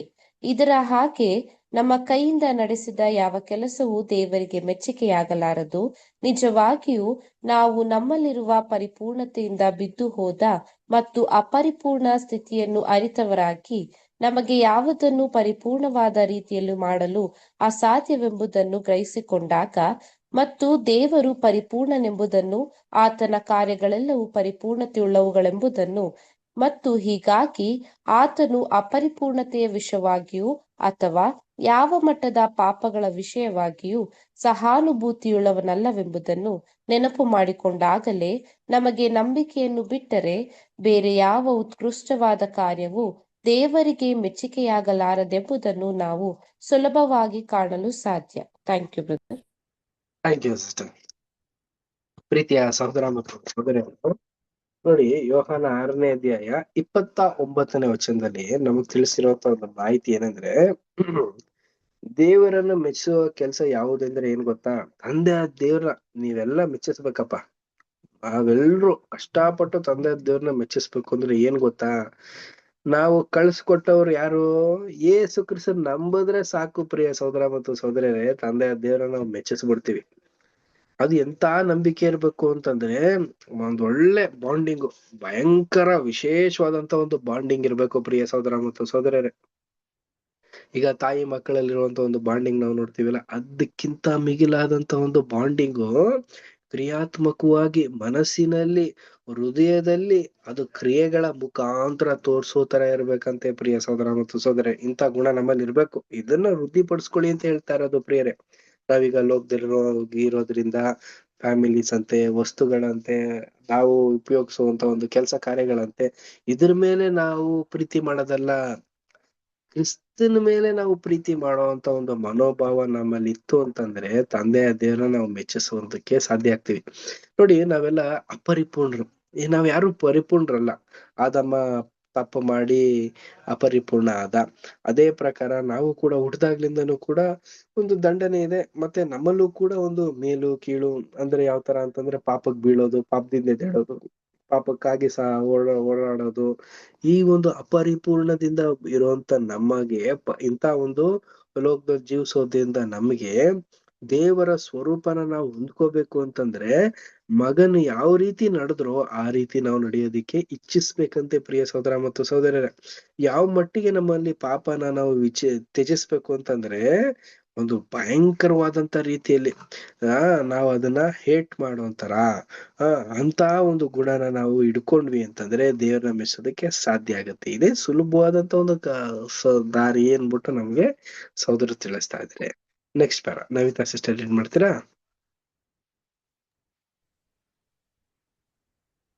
ಆದರೆ ದೇವರು ನಮಗಾಗಿ ವಿಶೇಷ ಕಾರ್ಯಗಳನ್ನು ಮಾಡುವುದಾಗಿ ಪ್ರಸ್ತಾಪಿಸಿದ್ದಾನೆ. ಆತನು ಆ ವಿಶೇಷವಾದ ಕಾರ್ಯವನ್ನು ನೆರವೇರಿಸಿ ಅದರಲ್ಲಿ ಒಬ್ಬ ವಿಮೋಚಕನನ್ನು ಒದಗಿಸಿಕೊಟ್ಟು ಆತನ ಮೂಲಕ ನಮ್ಮ ಮಾನವ ಕುಲಕ್ಕೆ ಶಾಪದಿಂದ ವಿಮೋಚಿಸಲು ಈಡುಬೆಲೆಯನ್ನು ದಯಪಾಲಿಸಿದ್ದಾನೆ. ಮತ್ತು ದೇವರು ಹೀಗೆ ನೀತಿವಂತನಾಗಿದ್ದು ಯೇಸುವಿನಲ್ಲಿ ನಂಬಿಕೆಯಿಡುವವನನ್ನು ನೀತಿವಂತನೆಂದು ನಿರ್ಣಯಿಸುವವನಾಗಿದ್ದಾನೆ. ಆದುದರಿಂದ ನಾವು ಪಾಪದ ಮೂಲಕ ಖಂಡನೆಗೆ ಒಳಗಾಗಿರುವಷ್ಟು ಕಾಲವು ನಾವು ನಿರ್ವಹಿಸುವ ಯಾವ ಕಾರ್ಯವೂ ದೇವರಿಗೆ ಅಂಗೀಕೃತವಾಗಲು ಸಾಧ್ಯವಾಗದು.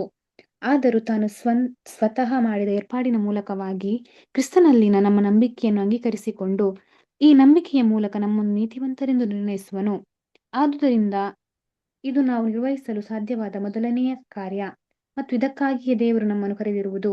ಈ ಕಾರ್ಯವನ್ನು ಅನುಸರಿಸಿ ಮಾಡುವ ಹಾಗೂ ಇದರ ಆಧಾರದ ಮೇಲೆ ಮಾಡುವ ಕಾರ್ಯಗಳನ್ನು ಉಳಿದು ಬೇರೆ ಯಾವುದನ್ನು ಆತನು ಅಂಗೀಕರಿಸಲಾರನು.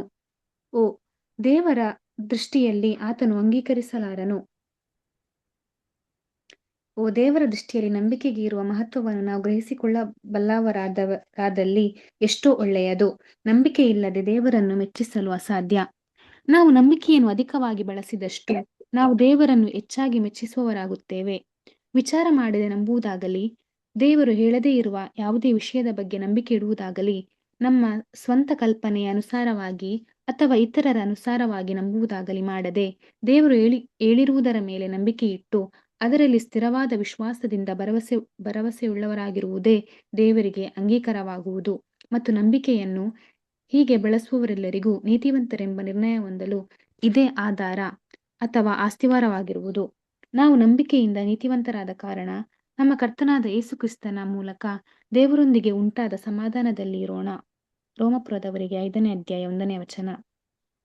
Thank you brother. ಪ್ರಿಯ ಸಹೋದರ ಮತ್ತು ಸಹೋದರರೇ, ಈಗ ಈ ಏಕ ದೇವರು ತಂದೆ ದೇವರು, ಸೊ ಈಗ ಅವರ ಮಗರು ಯೇಸು ಕ್ರಿಸ್ತರು. ಈಗಿರ್ಬೇಕಾದ್ರೆ ಪ್ರಿಯ ಸಹೋದರ ಮತ್ತು ಸಹೋದರರೇ, ದೇವರು ನಮಗಾಗಿ ವಿಶೇಷವಾದಂತ ರೀತಿಯಲ್ಲಿ ಯೇಸು ಕ್ರಿಸ್ತನ ಪ್ರೆಸೆಂಟ್ ಮಾಡ್ತಾ ಇದ್ದಾರೆ ನೋಡಿ. ಅವರು ತಕ್ಷಣ ಹಿಂಗೆ ನಿಲ್ಲಿಸ್ಬಿಟ್ಟು ಇವರೇ ನನ್ ಮಗ, ಇವ್ರನ್ನ ನಂಬುಡಿ ನೀವು, ಇವರೇ ನಿಮ್ಗೆ ಲೋಕ ರಕ್ಷಕ ಅನ್ನೋ ತರ ಮಾಡಿಲ್ಲ ಪ್ರಿಯ ಸಹೋದರ ಮತ್ತು ಸಹೋದರರೇ. ಯೇಸು ಕ್ರಿಸ್ತನ ಜಡಿಯಲ್ಪಟ್ರು ನಿಮ್ಗೋಸ್ಕರ ಇಷ್ಟೆಲ್ಲ ಕಷ್ಟ ಪಟ್ಟಿದ್ದಾರೆ, ಇಷ್ಟೆಲ್ಲ ಪ್ರಯಾಸ ಪಟ್ಟಿದ್ದಾರೆ, ಇವ್ರು ನಿಮ್ಗೆ ರಕ್ಷಕರು, ಇವ್ರನ್ನ ನಂಬಿ ಅನ್ನೋ ತರ ತೋರ್ಸಿದ್ದಾರೆ ಪ್ರಿಯ ಸಹೋದರ ಮತ್ತು ಸಹೋದರೇ. ನೋಡಿ, ಈ ತರ ನಾವು ಥಿಂಕ್ ಮಾಡ್ಬೇಕು ಸಹೋದರ ಮತ್ತು ಸಹೋದರರೇ.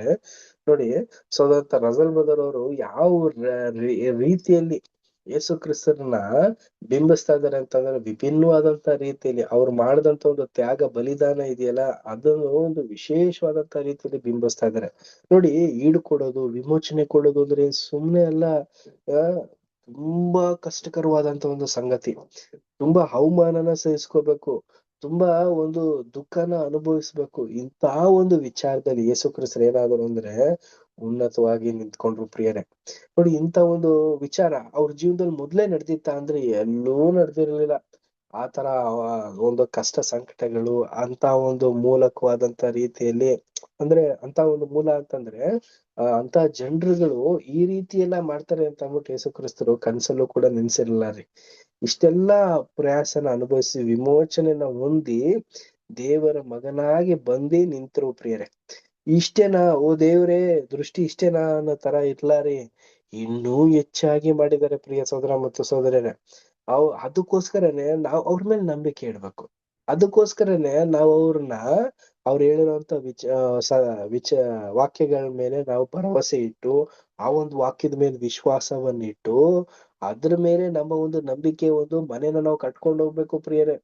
ಅದೇ ನಮ್ಗೆ ಅಸ್ತಿವಾರ. ಈ ಒಂದು ನಂಬಿಕೆಯಲ್ಲಿ ನಾವು ನಿಂತ್ಕೊಂಡ್ವಿ ಅಂತಂದ್ರೆ ನಮ್ ಕರ್ತರಾದಂತ ಯೇಸು ಕ್ರಿಸ್ತರ ಮೂಲಕ ದೇವರೊಂದಿಗೆ ಉಂಟಾದಂತ ಒಂದು ವಿಶೇಷವಾದಂತ ಒಂದು ಸಮಾಧಾನದಲ್ಲಿ ನಾವ್ ಇರೋದಕ್ ಸಾಧ್ಯ ಪ್ರಿಯರೇ. ಯೇಸು ಕ್ರಿಸ್ತ ನಂಬಿದ್ರೆ ಸಮಾಧಾನ ಉಂಟು ಅನ್ನೋದೇ ನಮ್ಗೆ ಇಲ್ಲಿ ಹೇಳ್ತಾ ಇರೋದು. ನೋಡಿ ಇನ್ನೊಂದು ವಾಕ್ಯ ಓದ್ಬಿಡೋಣ. ರೋಮ 5ನೇ ಅಧ್ಯಾಯ 1ನೇ ವಚನ. ಬೇರೆ ಯಾರಾದ್ರೂ ಓದ್ತೀರಾ? ರೋಮ 5ನೇ ಅಧ್ಯಾಯ 1ನೇ ವಚನ. ಒಂದ್ ಪಾಯಿಂಟ್ ಹೇಳ್ತಾರೆ ನೋಡಿ ಇಲ್ಲಿ. ದೀಪಾ ಸಿಸ್ಟರ್ ಅವರು. ಹೀಗಿರಲಾಗಿ ನಾವು ನಂಬಿಕೆಯಿಂದ ನೀತಿವಂತರಾದ ಕಾರಣ ನಮ್ಮ ಕರ್ತನಾದ ಯೇಸು ಕ್ರಿಸ್ತನ ಮೂಲಕ ದೇವರೊಂದಿಗೆ ಉಂಟಾದ ಸಮಾಧಾನದಲ್ಲಿ ಇರೋಣ. Thank you sister. ನೋಡಿ ನಂಬಿಕೆಯಿಂದ ನೀತಿವಂತರು ಪ್ರಿಯರೇ. ನೋಡಿ ನೀವು ಒಂದು ಅರ್ಥಭರಿತವಾಗಿ ನಾವು ತಿಳ್ಕೊಳ್ಳೋದಾದ್ರೆ, ನೀವು ಯೇಸು ಕ್ರಿಸ್ತ ನಂಬಿರ್ಲ ತಂದೆ ದೇವ್ರು ಅಂದ್ರೆ ಏನು ಅಂತ ನಿಮ್ಗೆ ಗೊತ್ತಿಲ್ಲ, ನೀವು ಪಾಪಗಳಲ್ಲಿ ಮುಳುಗೋಗಿ ಪಾಪದಲ್ಲಿ ಇದ್ದೀರಾ. ಇಂಥ ಸಂದರ್ಭದಲ್ಲಿ ಯೇಸು ಕ್ರಿಸ್ತರನ್ನ ನೀವು ನಂಬಿಟ್ರೆ ಸಾಕು ಪ್ರಿಯರೇ, ನೀವೇನಾಗ್ತೀರ ಅಂದ್ರೆ ನೀತಿವಂತರಾಗ್ತೀರಾ ಪ್ರಿಯ ಸಹೋದರ ಮತ್ತು ಸಹೋದರಿ. ಎಂತ ಅವಕಾಶ! ಇಂಥ ಒಂದು ಅವಕಾಶ ಈಗಿರುವಂತ ಒಂದು ಗೋರ್ಮೆಂಟ್ ಅಲ್ಲಿ ಇದೆಯಾ? ಲ್ಯಾಂಡ್ ಆರ್ಡರ್ ಅಲ್ಲಿ ಇದೆಯಾ? ಹೈಕೋರ್ಟ್ ಸುಪ್ರೀಂ ಕೋರ್ಟ್ ಅಲ್ಲಿ ಇದೆಯಾ? ಇಲ್ಲ. ನಾನು ಮಾಡಲ್ಲ, ಇಲ್ವೇ ತಪ್ಪು ಮಾಡಲ್ಲ, ನನ್ನ ಕ್ಷಮಿಸ್ಬಿಡಿ ಅಂತ ಅನ್ಬಿಟ್ಟು ನೀವು ಲಾಯರ್ ಹತ್ರ ಹೈಕೋರ್ಟ್ ಹತ್ರ ಏನೋ ಕೇಳಿದ್ರೆ ಬಿಟ್ಬಿಡ್ತಾರ? ಇಲ್ಲ, ಅವ್ರು ಶಿಕ್ಷೆ ಖಂಡಿತವಾಗ್ಲೂ ನಿಮ್ಗೆ ಶಿಕ್ಷೆ ಸಿಗ್ಲೇಬೇಕಪ್ಪ ಅಂತ ಅನ್ಬಿಟ್ಟು ಹೇಳ್ತಾರೆ. ಆದ್ರೆ ನೋಡಿ ನಮ್ಗೆ ಯೇಸು ಕ್ರಿಸ್ತರಿಗೆ ಎಂತ ಅವಕಾಶ ಕೊಡ್ತಾ ಇದಾರೆ ಅಂತಂದ್ರೆ, ಒಂದು ಸಾರಿ ಮನಪೂರ್ವಕವಾಗಿ ಪಶ್ಚಾತ್ತಾಪದಿಂದ ನಾವು ತಂದೆ ದೇವರು ಯೇಸು ಕ್ರಿಸ್ತರಲ್ಲಿ ನಾವು ಕೇಳಿದ್ವಿ ಅಂದ್ರೆ ನಮ್ಮ ಖಂಡಿತವಾಗ್ಲೂ ನೀತಿವಂತರು ಅಂತ ಪರಿಗಣಿಸ್ತಾರೆ ಪ್ರಿಯ ಸಹೋದರ ಮತ್ತು ಸಹೋದರಿ. ಇಂಥ ಅವಕಾಶ ಇಡೀ ಲೋಕದಲ್ಲಿ ಯಾರಿಗೂ ಇಲ್ಲ. ತಂದೆ ದೇವ್ರನ್ನ ಯೇಸು ಕ್ರಿಸ್ತನ ನಂಬಿರುವಂತ ಮಕ್ಳಿಗೆ ಮಾತ್ರ ಸಿಕ್ಕಿರುವಂತ ಇಂಥ ವಿಶೇಷವಾದಂತ ಅವಕಾಶ ಪ್ರಿಯರೇ.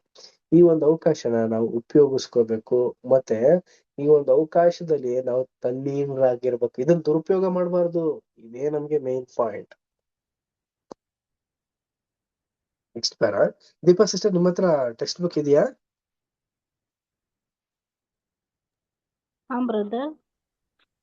ಟೆಕ್ಸ್ಟ್ ಬುಕ್ ಇದೆಯಾ? Life of Christ. Next para ಓದ್ತೀನಿ ಬ್ರದರ್. ಓದ್ತೀರಾ ಈಗ? ನೆಕ್ಸ್ಟ್ ಪರ ಓದ್ತೀನಿ ಬ್ರದರ್. ಸರಿ ಸಿಸ್ಟರ್. ನನಗೆ ಕನ್ನಡ ಸ್ವಲ್ಪ ಅಷ್ಟು ಬರಲ್ಲ ಬ್ರದರ್, ಒಂದ್ಸಲ ಓದ್ಕೋಬೇಕು ಅದಕ್ಕೆ. ಸರಿ ಓದ್ಕೊಂಡಿರಿ. ಓದ್ತೀನಿ ಬ್ರದರ್, ಸ್ವಲ್ಪ ಮಿಸ್ಟೇಕ್, ಒಂದ್ಸಲ ಓದ್ತೀನಿ ಬ್ರದರ್. ಆಯ್ತು. ಈಗ ಬೇರೆ ಏನೋ ಸಿಸ್ಟರ್ ಓದಿರ್ತಾರೆ, ನೆಕ್ಸ್ಟ್ ಪರ ನೀವು ರೀಡ್ ಮಾಡಿ. Okay brother. ಕರ್ತನು ಇಲ್ಲಿ ಮುಂದಿನ ಹಂತವನ್ನು ಸುವಾರ್ಥ ಯುಗದಲ್ಲಿನ ಉನ್ನತ ಸ್ಥಾನದ ಕರೆಯ ವಿಷಯವಾಗಿ ಚರ್ಚಿಸಲಿಲ್ಲ. ಆದುದರಿಂದ ನಾವು ಅದನ್ನು ಈಗ ಚರ್ಚಿಸುವುದಿಲ್ಲ. ಆತನು ಕೇವಲ ದೇವರನ್ನು ಸಮೀಪಿಸಲು ನಾವು ತೆಗೆಯಬೇಕಾದ ಮೊದಲನೆಯ ಹೆಜ್ಜೆಯ ವಿಷಯವಾಗಿ, ಅಂದರೆ ನೀತಿ ನಿರ್ಣಯದ ಬಗ್ಗೆ ವಿಚಾರ ನಡೆಸುತ್ತಿದ್ದನು. ನೀತಿವಂತರೆಂದು ನಿರ್ಣಯ ಹೊಂದಲು ಅಗತ್ಯವಿರುವ ಅಂಶವೇನೆಂದರೆ ಕ್ರಿಸ್ತನನ್ನು ಜೀವ ಕೊಡುವ ರೊಟ್ಟಿಯನ್ನಾಗಿ ಅಂಗೀಕಾರ ಮಾಡುವುದು. ತಂದೆಯಾದ ಆದಾಮನ ಅಪರಾಧದ ಮೂಲಕ ಮರಣವು ಮಾನವ ಸಂತತಿಯವರಾದ ನಮ್ಮೆಲ್ಲರ ಮೇಲೆ ಬಂದಿರುವಲ್ಲಿ ನಮ್ಮಲ್ಲಿ ಸ್ವತಃ ಜೀವವಿರುವುದಿಲ್ಲ ಎಂಬುದನ್ನು ನಾವು ಮನಗಂಡವರಾಗಿರಬೇಕೆಂಬುದನ್ನು ಇದು ಹಿಂಬಾಲಿಸಿ ಬರಬೇಕು. ಹಾಗೂ ತಂದೆಯಾದ ಆದಾಮನ ಮತ್ತು ಹೀಗೆ ಆತನ ಅವಿಧೇಯತೆಯಿಂದ ಮಾನವ ಸಂತತಿಯಾದ ನಮ್ಮೆಲ್ಲರ ಮೇಲೆ ಬಂದಿರುವ ಮರಣ ದಂಡನೆಯನ್ನು ತಾನು ತೆಗೆದುಕೊಳ್ಳಲು ಕರ್ತನಾದ ಯೇಸುವು ಶರೀರಧಾರಿಯಾದನು. ಆದುದರಿಂದ ಈಗ ಯಾವನು ಕ್ರಿಸ್ತನಲ್ಲಿರುವ ದೇವರ ಉಚಿತವಾದ ಕೃಪೆಯವರವನ್ನು ಅಂಗೀಕರಿಸಿಕೊಳ್ಳುವನೋ, ಹೇಗೆಂದರೆ ಯಾರು ಕ್ರಿಸ್ತನ ಯಜ್ಞಫಲದಲ್ಲಿ ತನಗಾಗಿ ಪಾಲನ್ನು ತೆಗೆದುಕೊಳ್ಳುವನೋ, ಅಂದರೆ ಅದನ್ನು ತಿನ್ನುವುದರ ಮೂಲಕ ಲೋಕದ ಜೀವಕ್ಕಾಗಿ ತನ್ನ ಜೀವವನ್ನೇ ಈಡುಬಲಿಯಾಗಿ ಕೊಟ್ಟ ಈ ಅಭಿಷಕ್ತನಲ್ಲಿ ದೇವರು ಒದಗಿಸಿರುವ ಆ ವಿಶೇಷ ಸಹಾಯ ಮತ್ತು ಆಶೀರ್ವಾದದಲ್ಲಿ ಪಾಲು ತೆಗೆದುಕೊಳ್ಳುವನು, ಅವನು ನೀತಿವಂತನೆಂಬ ನಿರ್ಣಯ ಹೊಂದುವನು.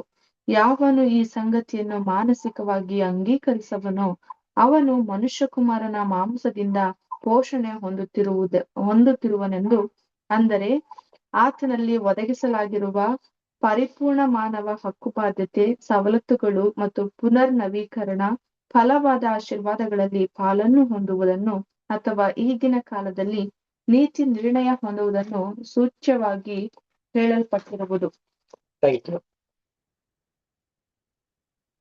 ಪ್ರೀತಿಯ ಸಹೋದರ ಮತ್ತು ಸಹೋದರಿಯರೇ, ನೋಡಿ ಕರ್ತರು ಮುಂದೆ ಇನ್ನು ಈ ಸುವಾರ್ತೆ ಕಾಲ ಆದ ನಂತರ ಸುವಾರ್ಥ ಕಾಲದ ಒಂದು ಅಂತ್ಯ ಕಾಲದಲ್ಲಿ ಎಂತ ಒಂದು ಸನ್ನಿವೇಶ ಬರ್ಬೋದು ಅನ್ನೋದನ್ನ ನಮ್ಗೆ ಇಲ್ಲಿ ತಿಳಿಸ್ತಾ ಇದ್ದಾರೆ. ನೋಡಿ, ಮೊದಲನೇ ಹೆಜ್ಜೆ ಯಾವ ರೀತಿ ನಾವು ಇಡ್ತೀವಿ ಅಂತಂದ್ರೆ, ಒಂದು ನಂಬಿಕೆ ಮುಖಾಂತರ ನಾವು ಹೆಜ್ಜೆನ ಇಡ್ತಿ ಕ್ರಿಸ್ತನನ್ನ ಅನುಸರಿಸ್ಕೊಂಡು, ಕ್ರಿಸ್ತನ ಜೀವ ಕೊಡುವ ರೊಟ್ಟಿನ ನಾವು ತಿನ್ಕೊಂಡು, ತಂದೆಯ ದೇವರ ಆದಾಮನ ಸ್ವರೂಪದಿಂದ ನಮ್ಮನ್ನ ಉಂಟು ಮಾಡಿದ್ದಾರೆ ಅನ್ನೋದು, ಅಂದ್ರೆ ಸ್ಟೆಪ್ ಬೈ ಸ್ಟೆಪ್ ಎಳೆ ಮಕ್ಕಳಿಂದ ನಮ್ಮನ್ನ ಬೆಳೆಸಿ ಒಂದೊಳ್ಳೆ ರೀತಿಯಲ್ಲಿ, ಅಂದ್ರೆ ಕ್ರಿಸ್ತನ ಒಂದು ನಂಬಿಕೆ ನಮ್ಮನ್ನ ನಡೆಸ್ಕೊಂಡು ಕರ್ಕೊಂಡು ಬರ್ತಾರಂತೆ. ಈ ರೀತಿ ಮಾಡ್ಕೊಂಡು ಬರೋದು ಅವ್ರ ಕರ್ತವ್ಯ, ಮಾಡ್ತಾರೆ. ಬಟ್ ಅದೇ ಒಂದು ಲಕ್ಷಣದಲ್ಲಿ ಇರೋದು ನಮ್ಮವೆಲ್ಲರ ಒಂದು ಕರ್ತವ್ಯ ಆಗಿರುತ್ತೆ. ನೋಡಿ, ಆದಾಮನ ಮುಖಾಂತರ ಏನಾಗಿದೆ, ಎಲ್ರಿಗೂ ಪಾಪ ಅನ್ನೋದು ಸಿಕ್ಬಿಟ್ಟಿದೆ, ಮರಣ ಅನ್ನೋದು ನಮ್ಮೆಲ್ರ ಮೇಲೂ ಇದೆ.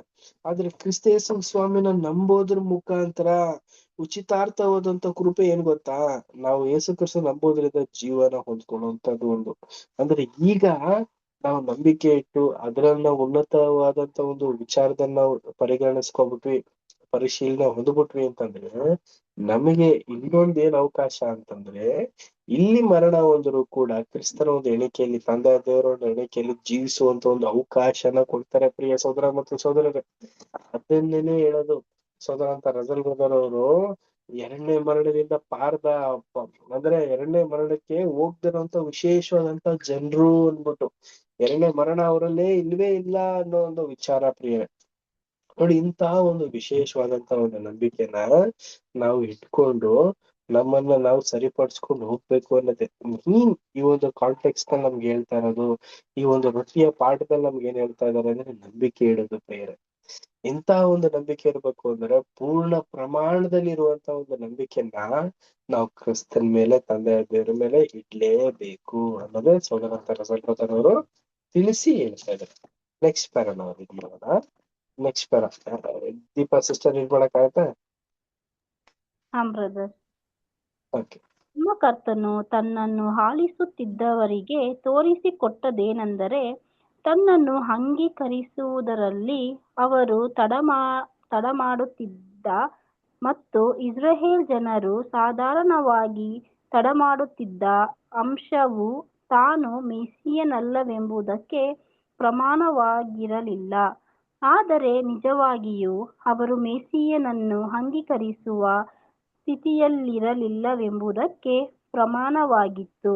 ಮತ್ತು ಇನ್ನು ಹೇಳುವುದಾದರೆ, ಆತನು ಯೆಹೂದ್ಯ ಜನರೆಲ್ಲರನ್ನೂ ಎಳೆದುಕೊಳ್ಳುವುದು ದೇವರ ಉದ್ದೇಶವಾಗಿರಲಿಲ್ಲ, ಆದರೆ ತನ್ನ ಬಾಯಿಂದ ಹೊರಡುವ ಕೃಪಾಪೂರ್ಣವಾದ ಮಾತುಗಳಿಂದಲೂ ಅದ್ಭುತಗಳ ಮೂಲಕವೂ ಇಲ್ಲವೇ ತನ್ನಲ್ಲಿರುವ ದೇವರ ಶಕ್ತಿಯ ಪ್ರಮಾಣದ ಮೂಲಕವಾಗಿ ತಂದೆಯು ತನಗೆ ಕೊಟ್ಟವರನ್ನು, ಅಂದರೆ ತಂದೆಗೆ ಮೆಚ್ಚಿಕೆಯಾದಂಥವರನ್ನು, ತಂದೆಯು ಒದಗಿಸಿದ ಸಾಧನವಾದವರ ಮೂಲಕ ಹೆಚ್ಚಿನ ಒಂದು ಆಶೀರ್ವಾದವನ್ನು ಪಡೆಯಲು ಸಿದ್ಧವಾಗಿರುವಂಥವರನ್ನು ತನ್ನ ಬಳಿಗೆ ಎಳೆದುಕೊಳ್ಳುವುದು ದೇವರ ಉದ್ದೇಶವಾಗಿತ್ತು.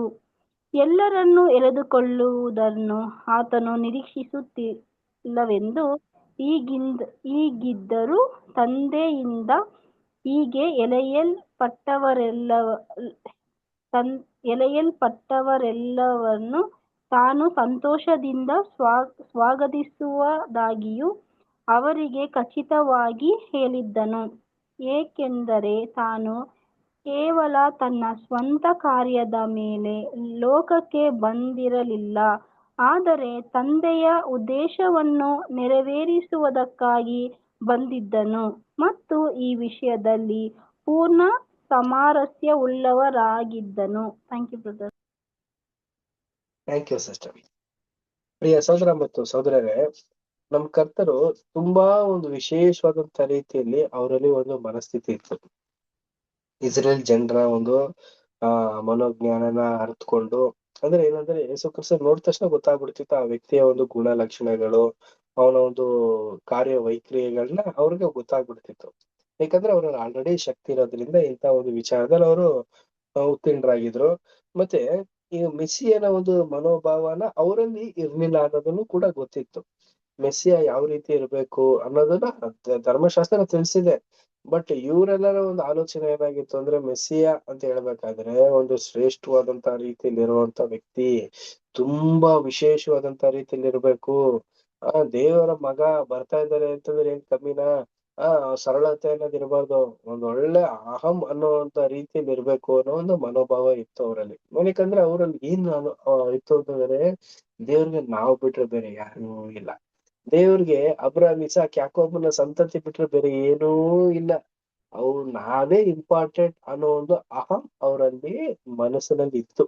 ಮತ್ತೆ ಅವರ ಒಂದು ಲಕ್ಷಣಗಳು, ಅವರಲ್ಲಿದ್ದಂತ ಒಂದು ಗುಣಗಳು ಅಂತ ಒಂದು ಮಾತುಗಳಿಗೆ ಪ್ರೇರೇಪಣೆ ತರೋ ತರ ಇತ್ತು ಪ್ರಿಯರೇ. ಇಂತ ಒಂದು ಜನರನ್ನ ತಿದ್ದೋದು ಯೇಸು ಕ್ರಿಸ್ತರಿಗೆ ಸ್ವಲ್ಪ ಕಷ್ಟಕರವಾದಂತಾನೆ ಇತ್ತು. ಯಾಕಂದ್ರೆ ಯೇಸು ಕ್ರಿಸ್ತರು ಅವರ ಶಕ್ತಿನ ಉಪಯೋಗಿಸ್ಕೊಂಡು ಎಲ್ಲಾರು ತಿದ್ಬಿಡ್ಬೋದಾಗಿತ್ತು. ಬಟ್ ಆ ರೀತಿ ಅವ್ರು ಮಾಡ್ಲಿಲ್ಲ. ಅವ್ರಿಗೆ ಅವಕಾಶಗಳನ್ನ ಕೊಟ್ರು. ಈಗ ನೋಡಿ, ಒಂದು ಉದಾಹರಣೆ ನಾವು ನೋಡ್ಬೇಕಾದ್ರೆ, ಚಿಕ್ಕ ಮಕ್ಳಿಗೆ ಈಗ ನಾವೆಲ್ಲ ಏನ್ ಮಾಡ್ಬೇಕು? ಊಟ, ಅನ್ನ ಸಾಂಬಾರೆಲ್ಲ ಹಾಕಿ ತಿನ್ನಿಸ್ಬೇಕು, ಆಗ ತಿಂತಾರೆ. ಅದೇ ತರ ದೊಡ್ಡ ಹುಡುಗನಿಗೆ ನೀವು ಅನ್ನ ಸಾಂಬಾರ್ ಹಾಕೊಟ್ರೆ ಸಾಕು, ಇಲ್ಲ ಹಾಕೊಡ್ಲಿಲ್ಲ ಅಂದ್ರೂ ಪರವಾಗಿಲ್ಲ, ಅವ್ರು ಹಾಕೊಂಡ್ ತಿಂತಾರೆ. ಬಟ್ ಅದೇ ದೊಡ್ಡ ಮಗನಿಗೆ ನೀವು ಅನ್ನ ಸಾಂಬಾರ್ ಹಾಕಿ ಬಾಯಿಗೆ ಇಟ್ಟು ಕಚ್ಚಿ ಕಚ್ಚಿ ತಿನ್ನು ಅಂತ ಅನ್ಬಿಟ್ಟು ಪ್ರೇರೇಪಣೆ ಮಾಡೋದ್ ಸರಿನಾ? ಇಲ್ಲ ರೀ. ಇದು ತದ್ವಿರುದ್ಧವಾದಂತ ಒಂದು ಕ್ರಿಯೆ. ಹೀಗಿರ್ಬೇಕಾದ್ರೆ ಇಸ್ರೇಲ್ ಜನರ ಈ ಒಂದು ಮೈಂಡ್ ಸೆಟಪ್ ನ ತೆಗೆಯೋದಕ್ಕೆ ಯೇಸು ಕ್ರಿಸ್ತರು ತಗೊಂಡಂತ ಹಲವಾರು ಸ್ಟೆಪ್ಸ್ ಗಳು ನಮ್ಗೆ ಮೂಲ ಪಾಠಗಳಲ್ಲಿ ನಾವು ನೋಡ್ತೀವಿ. ಅವರಲ್ಲಿದ್ದಂತ ಎಲ್ಲಾ ತರದ ಕೆಟ್ಟ ಗುಣಗಳು, ಎಲ್ಲಾ ತದ್ವಿರುದ್ಧವಾದಂತ ದೇವರ ನೀತಿಗೆ ವಿರುದ್ಧವಾದಂತ ಕ್ರಿಯೆಗಳನ್ನ ತೆಗಿಬೇಕು ಅಂದ್ರೆ ಯೇಸು ಕ್ರಿಸ್ತರು ಪಟ್ಟಂತ ಒಂದು ಕಷ್ಟ ಸಂಕಟಗಳು ನಮ್ಗೆ ಪಾಠದಲ್ಲಿ ತುಂಬಾ ವಿಶೇಷವಾದಂತ ರೀತಿಯಲ್ಲಿ ತಿಳಿಸ್ತಾ ಇದ್ದಾರೆ. ನೋಡಿ, ಇವರು ಸ್ವಂತ ಕಾರ್ಯಗಳನ್ನ ಮಾಡದಂತೆ ಲೌಕಿಕವಾದಂತ ಒಂದು ಕಾರ್ಯದಲ್ಲೂ ಕೂಡ ಅವರು ಅಳವಡಿಸ್ಕೊಬಿಟ್ಟಿದ್ರು. ಅಂದ್ರೆ ತಂದೆ ದೇವರ ಮಕ್ಕಳು ನಾವು ಅನ್ನೋ ಒಂದು ಮನೋಭಾವನ ಬಿಟ್ಟುಬಿಟ್ಟು, ಅಂದ್ರೆ ಲೋಕವಾಗಿ ಅಂದ್ರೆ ನಾವೆಲ್ಲ ನೋಡಿರ್ತೀವಿ ಇಸ್ರೇಲ್ ಯಾವ ತರ ಇದ್ರು ಅಂದ್ರೆ, ದುಡ್ಡಿನ ಒಂದು ಬೆಲೆ, ಒಂದು ಅಂತಸ್ತಿನ ಒಂದು ಬೆಲೆ. ಅದೇ ತರ ನಾವು ನೋಡ್ಬೇಕಾದ್ರೆ ಒಂದೊಳ್ಳೆ ರೀತಿ ಸರಕಾರ ಪೊಲೀಸರನ್ನ ನೋಡಿದ್ರೆ ಸಾಕು ಒಂದು ಗೌರವ ಕೊಡೋದು, ಇಂತ ಒಂದು ಅಧಿಕಾರಕ್ಕೆ ಗೌರವ ಕೊಡ್ತಿದ್ದಂತ ಒಂದು ಬೆಲೆನ ನೋಡ್ಬೇಕಾದ್ರೆ ಯೇಸು ಕ್ರಿಸ್ತರು ಇದನ್ನ ತುಂಬಾ ರೀತಿಯಲ್ಲಿ ಕಾಣಿಸಿರೋದನ್ನ ನಾವು ನೋಡ್ಕೊಂಡು ಬರ್ತಾ ಇದೀವಿ. ನೋಡಿ, ಇಂತ ಒಂದು ವಿಚಾರದಲ್ಲಿ ನಮ್ಗೆ ಪಾಠ ಏನು ಅಂತ ನಾವು ನೋಡ್ಬೇಕಾದ್ರೆ, ಇದೇ ತರ ಗುಣ ನಮ್ಮಲ್ಲೇನೋ ಇತ್ತು ಅಂತಂದ್ರೆ ನಾವು ಕೂಡ ತೆಗೆದಾಕ್ಬೇಕು ಪ್ರಿಯ ಸಹೋದರ ಮತ್ತು ಸಹೋದರರೇ. ನಾವು ಆತ್ಮಿಕವಾದಂತ ಇಸ್ರೇಲ್ ಅಷ್ಟೇನೆ, ಆದ್ರೆ ನಮ್ಮ ಹಳೆ ಶರೀರ ಇದೆಯಲ್ಲ, ನಿಜವಾದಂತ ಇಸ್ರೇಲ್ ಜನರಿಗೆ ಸೆಡ್ಡು ಕೊಡುವಂತ ಒಂದು ಮನೋಭಾವ ಇದೆ ಪ್ರಿಯ ಸಹೋದರ ಮತ್ತು ಸಹೋದರ. ನಮ್ಮ ಒಂದು ಹಳೆ ಶರೀರ, ಈ ಒಂದು ಹಳೆ ಶರೀರನ ನಾವು ಆದಷ್ಟು ಬೇಗನೆ ನಮ್ಮ ಓಟ ಓಡಿ ಮುಗಿಸೋದ್ರ ಒಳಗಡೆ ಅದನ್ನ ನಾವು ಜಜ್ಜಿ ಜಡಿಯಲ್ಪಟ್ಟು ಸರಿಯಾದ ರೀತಿಯಲ್ಲಿ ನಾವು ನೂತನ ಸೃಷ್ಟಿನ ನಾವು ಧರಿಸ್ಕೊಳ್ಳುವಂತ ಮನೋಭಾವ ನಮ್ಮಲ್ಲಿ ಇರ್ಬೇಕು ಪ್ರಿಯರೇ. ನಮ್ಮ ಹೋರಾಟ ಇರೋದು ಏನಂದ್ರೆ ನಮ್ಮ ಮೇಲೆ ನಮ್ಗೆ ಹೋರಾಟ ಪ್ರಿಯರೇ. ನಾವ್ ಈ ಹೋರಾಟದಲ್ಲಿ ನಾವು ಗೆಲ್ಲೋದಕ್ಕೋಸ್ಕರ ಪಡ್ಬೇಕಾಗಿರೋ ಕಷ್ಟ ಸಂಕಟಗಳು ಹಲವಾರಿದೆ. ಇದನ್ನ ನಾವು ಪಟ್ಟು ಅನುದಿನವೂ ಕೂಡ ನಾವು ಕ್ರಿಸ್ತನ ಒಂದು ಹೆಜ್ಜೆ ಜಾಡಲ್ಲಿ ನಾವು ನಡೆಯೋದಕ್ಕೆ ಪ್ರಯತ್ನ ಪಡ್ತಾನೇ ಪಡ್ತಾನೆ ಬೀಳ್ತೀರಾ ಎದ್ದೇಳಿ, ಓಟ ಓಡಿ, ಈ ರೀತಿನೇ ನಮ್ಗೆ ತಿಳಿಸ್ತಾ ಇದ್ದಾರೆ ಪ್ರಿಯರೇ. ನೆಕ್ಸ್ಟ್ ಪ್ಯಾರ ನಾವು ರೀಡ್ ಮಾಡೋಣ. Next para Navita sister read ಮಾಡಿ.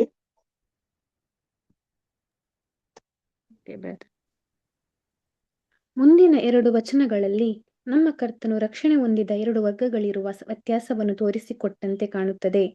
ವಚನ 39ರಲ್ಲಿ ಈ ಸುವಾರ್ಥ ಯುಗದಲ್ಲಿ ಆಯಲ್ಪಟ್ಟ ವರ್ಗದ ವಿಷಯವಾಗಿ ಉಲ್ಲೇಖವಿದೆ ಮತ್ತು ವಚನ 40ರಲ್ಲಿ ಈ ಕಾಲವನ್ನು ಹಿಂಬಾಲಿಸಿ ಬರುವ 1000 ವರ್ಷದ ಆಳ್ವಿಕೆಯ ಕಾಲದಲ್ಲಿ ಮಾನವರಿಗೆ ಸಾಮಾನ್ಯವಾಗಿ ಬರುವ ಆಶೀರ್ವಾದದ ಬಗ್ಗೆ ಹಾಗೂ ನಮ್ಮ ಕರ್ತನು ತನ್ನ ಸ್ವಂತ ಜೀವವನ್ನೇ ಕೊಟ್ಟು ಕೊಂಡುಕೊಂಡಿರುವ ವಿಶೇಷ ಕೊಡುಗೆಯಾದ ನಿತ್ಯಜೀವದ ಮೂಲಕ ಆಶೀರ್ವದಿಸಲ್ಪಡುವ ಅವಕಾಶವನ್ನು ಪ್ರತಿಯೊಬ್ಬ ಮಾನವ ಸೃಷ್ಟಿಯು ಹೊಂದಲು ಸಮರ್ಥನನ್ನಾಗಿಸುವ ಬಗ್ಗೆ ಉಲ್ಲೇಖವಿದೆ.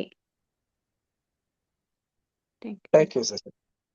ಪ್ರಿಯ ಸಹೋದರ ಮತ್ತು ಸಹೋದರರೇ, ನೋಡಿ, ಈಗ 2 ವಚನದ ಬಗ್ಗೆ ನಮ್ಗೆ ಕೋಟ್ ಮಾಡ್ತಾ ಇದ್ದಾರೆ.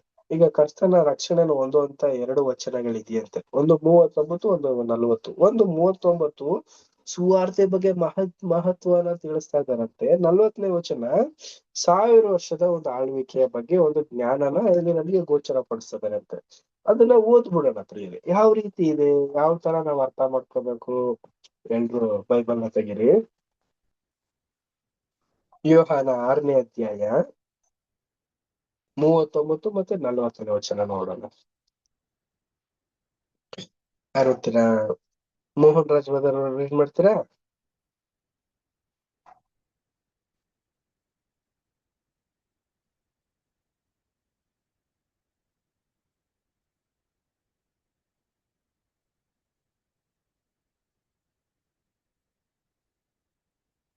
ಯೋಹಾನ 6ನೇ ಅಧ್ಯಾಯ 39 ಮತ್ತೆ 40ನೇ ವಚನ ಓದಿ ಬ್ರದರ್.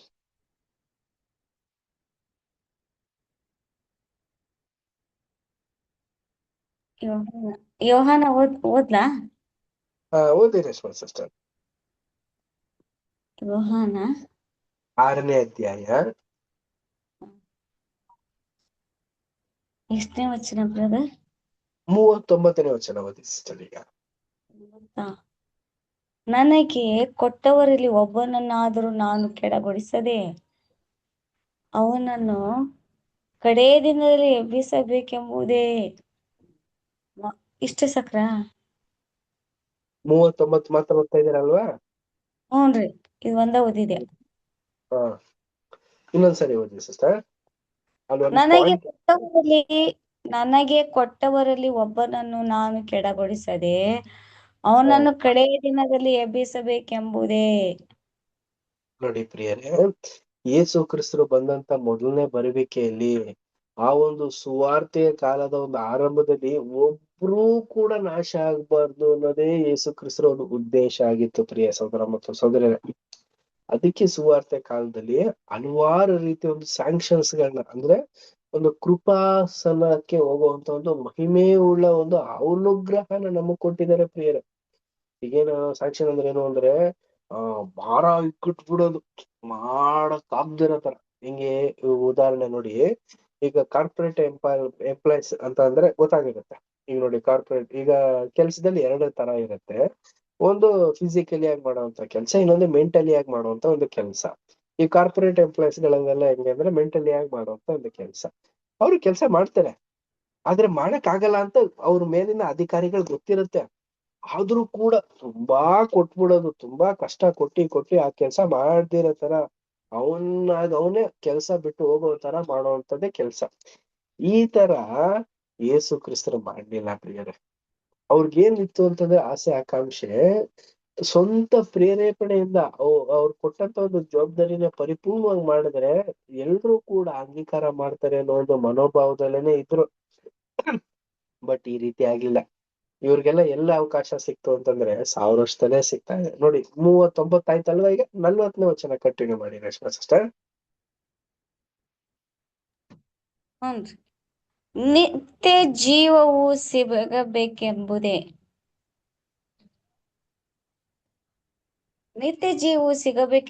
ನನ್ನ ತಂದೆಯ ಚಿತ್ತವಾಗಿದೆ. ಮಗನನ್ನು ನೋಡಿ ಆತನನ್ನು ನಂಬುವ ಪ್ರತಿಯೊಬ್ಬನಿಗೆ ನಿತ್ಯ ಜೀವವು ಸಿಗಬೇಕೆಂಬುದೇ ನನ್ನ ತಂದೆಯ ಚಿತ್ತವಾಗಿದೆ, ಮತ್ತು ನಾನು ಕಡೇ ದಿನದಲ್ಲಿ ಅವನನ್ನು ಎಬ್ಬಿಸುವೆನೆಂದು ಹೇಳಿದನು. ಸೊ ಈಗ ಇದನ್ನೇ ವಾಕ್ಯನ ರೇಷ್ಮಾ ಸಿಸ್ಟರ್ ಬಂದು ಫೋನಲ್ಲಿ ಓದಿದ್ದೀರಲ್ವಾ ಸಿಸ್ಟರ್? ಹೌದ್ರಿ. ಇದನ್ನ ನಾವು ಬೈಬಲ್ ನಲ್ಲಿ ನಾವು ನೋಡೋಣ. ಬೇರೆ ಯಾರಾದ್ರೂ ಬೈಬಲ್ ನಲ್ಲಿ ರೀಡ್ ಮಾಡ್ತೀರಾ?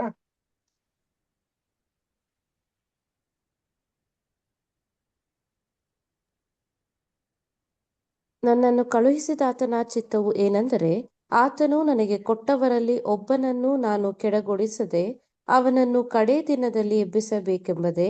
ಮಗನನ್ನು ನೋಡಿ ಆತನನ್ನು ನಂಬುವ ಪ್ರತಿಯೊಬ್ಬನಿಗೆ ನಿತ್ಯ ಜೀವವು ಸಿಕ್ಕಬೇಕೆಂಬುದೇ ನನ್ನ ತಂದೆಯ ಚಿತ್ತವಾಗಿದೆ, ಮತ್ತು ನಾನು ಕಡೇ ದಿನದಲ್ಲಿ ಅವನನ್ನು ಎಬ್ಬಿಸುವೆನು ಎಂದು ಹೇಳಿದನು. ನೋಡಿದ್ರ ಆತ್ಮೀಯ ಸಹೋದರ ಮತ್ತು ಸಹೋದರರೇ, ಯೇಸು ಕ್ರಿಸ್ತರು ಬಂದಂತ ಮೊದಲನೇ ಬರುವಿಕೆ ಮತ್ತೆ ಎರಡನೇ ಒಂದು ಬರುವಿಕೆ ಬಗ್ಗೆ ಉಲ್ಲೇಖವಾದಂತ ಒಂದು ಪಾಠನ ಇಲ್ಲಿ ನಮ್ಗೆ ತಿಳಿಸ್ತಾ ಇದ್ದಾರೆ. ಮೊದಲನೇದಾಗಿ ಯೇಸು ಕ್ರಿಸ್ತರ ಒಂದು ಉದ್ದೇಶ ಏನಾಗಿತ್ತು ಅಂತಂದ್ರೆ, ನಂಬ್ಲಿ, ಅವಕಾಶ ಸಿಗ್ಲಿ, ಏನೋ ತಿರಸ್ಕಾರ ಮಾಡಿದ್ರ ಇನ್ನೊಂದು ಅವಕಾಶ ಕೊಡೋಣ. ನೋಡಿ, ಈ ತರ ಮೈಂಡ್ ಸೆಟ್ ಲೋಕದಲ್ಲಿ ಯಾರಿಗೂ ಇಲ್ಲ ಪ್ರಿಯ. ನೋಡ್ಬೇಕಾದ್ರೆ ಒಂದೇ ಚಾನ್ಸ್, ಮತ್ತೆ ಇನ್ನೊಂದು ಚಾನ್ಸೇ ಇಲ್ಲ ನಿಮ್ಗೆ ಅಂತ ನಾವೆಲ್ಲ ಹೇಳ್ಬಿಡ್ತೀವಿ. ಖಂಡಿತವಾಗ್ಲೂ ಹೇಳ್ತೀವಿ ಅಲ್ವಾ? ಏನಾದ್ರೂ ನಾವೊಂದು ಪೊಸಿಷನ್ ಅಲ್ಲಿ ಇದ್ದಾಗ ಯಾರ ನಮ್ ಕೆಳಗೆ ಇರುವಂತ ಒಂದು ಜನರು ಏನಾದ್ರು ತಪ್ಪೇನ ಮಾಡ್ಬಿಟ್ರು ಅಂದ್ರೆ ನೋಡಪ್ಪ ನಿಮ್ಗೆ ಇದ್ದೇ ಲಾಸ್ಟ್ ವಾರ್ನಿಂಗ್, ಮತ್ತೆ ಇನ್ನೊಂದ್ಸರಿ ಮಾಡ್ದೋ ಫೈನ್ ನಿನಗೆ ಅಂತ ಹೇಳ್ತೀವಿ. ಆದ್ರೆ ಯೇಸು ಕ್ರಿಸ್ತ ಹಂಗ್ ಮಾಡ್ಲಿಲ್ಲ. ಒಂದ್ ಅವಕಾಶ ಕೊಟ್ರು, ಇನ್ನೂ ಒಂದು ಅವಕಾಶ 1000 ವರ್ಷದಲ್ಲಿ. ಪ್ರಿಯರೇ, ಆ 1000 ವರ್ಷದಲ್ಲಿ ತಪ್ಪಿಸ್ಕೊಳಕ್ ಸಾಧ್ಯನೇ ಇಲ್ಲ. ಏನಕ್ಕಂದ್ರೆ ಮೊದಲನೇ ಬರುವಿಕೆಯಲ್ಲಿ ಸೈತಾನ್ ಆಡಳಿತ ಇತ್ತು, ಬಲಹೀನತೆ ಇತ್ತು, ವಾಕ್ಯದ ಜ್ಞಾನ ಇರ್ಲಿಲ್ಲ, ದೇವರ ಮೇಲೆ ನಂಬಿಕೆನೇ ಇರ್ಲಿಲ್ಲ. ಆದ್ರೆ 2ನೇ ಬರುವಿಕೆಯಲ್ಲಿ ಹಂಗಾಗಕ್ ಸಾಧ್ಯನೇ ಇಲ್ಲ. ಪ್ರತಿಯೊಂದನ್ನು ಕೂಡ ಸರಿಪಡಿಸಿರ್ತಾರೆ. ಮನುಷ್ಯನ ಆ ಒಂದು ಸ್ಥಾನಕ್ಕೆ ಬರಕ್ಕಿಂತ ಮುಂಚೆನೆ ಲೋಕದಲ್ಲಿರುವಂತ ಈ ಒಂದು ಪಾಪ, ಇದ್ರಲ್ಲಿರುವಂತ ಒಂದು ಸೆಳೆತ, ಇದ್ರಲ್ಲಿರುವಂತ ಒಂದು ಹಲವಾರು ಸಂಗತಿಗಳನ್ನೆಲ್ಲ ತೆಗೆದ್ಬಿಟ್ಟು ಕಂಪ್ಲೀಟ್ ಆಗಿ ನ್ಯೂ ಕ್ರಿಯೇಷನ್ಗೆ ಹೆಂಗ್ ಬೇಕು ಆ ತರ ಒಂದು ಸಿಸ್ಟಮ್ಯಾಟಿಕ್ ನ ಲೋಕದಲ್ಲಿ ಏರ್ಪಾಟ್ ಮಾಡಿ, ಅದಾದ್ಮೇಲೆ ಪುನರುತ್ಥಾನ ಮಾಡಿ ಪ್ರತಿಯೊಬ್ಬನು ಕೂಡ ಲೋಕದಲ್ಲಿ ಕೊಟ್ಟಾಗ, ಆಗ ಸಹೋದರ ಸಹೋದರಿಯರು ನಂಬುವಂತ ಒಂದು ಗುಣ ಇದೆಯಲ್ಲ, ಅದನ್ನೇ ಯೇಸು ಕ್ರಿಸ್ತರು ಎದುರು ನೋಡ್ತಾ ಇರೋದು ಪ್ರಿಯರೇ. ಇದಕ್ಕೋಸ್ಕರನೇ ಯೇಸು ಕ್ರಿಸ್ತರು ಇಷ್ಟೆಲ್ಲಾ ಒಂದು ಪ್ರಯಾಸನ ಪಟ್ಟು ಆ ಒಂದು ಮುಂದೆ ಇರುವಂತ ಒಂದು ಗುರಿನ ನೋಡಿನೇ ಆ ಒಂದು ಈಡು ಬಲಿನ ಕೊಟ್ಟಿದ್ದನ್ನ ನಾವು ನೋಡ್ತಾ ಇದೀವಿ ಪ್ರಿಯರೇ. ಸೊ ನೆಕ್ಸ್ಟ್ ಪ್ಯಾರ ನಾವು ರೀಡ್ ಮಾಡೋಣ. Next para Navita sister read ಮಾಡ್ಬಿಡ್ತೀರಾ?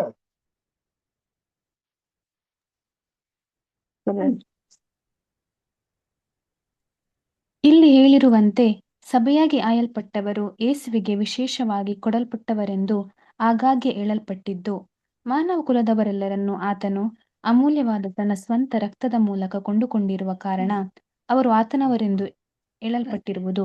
ಈ ಸುವಾರ್ಥ ಯುಗದಲ್ಲಿ ತಂದೆಯು ಒಂದು ವಿಶೇಷ ಗುಂಪನ್ನು ಮಗನ ಬಳಿಗೆ ಎಳೆಯುತ್ತಿದ್ದು, ತನ್ನ 1000 ವರ್ಷದ ಆಳ್ವಿಕೆಯ ಕಾಲದಲ್ಲಿ ಸಹಭಾಗ್ಯರಾಗಿ ತನಗೆ ಜೊತೆಗಾರರಾಗುವಂತ ಒಂದು ವರ್ಗವನ್ನು ಆತನಿಗೆ ನೀಡುವನು.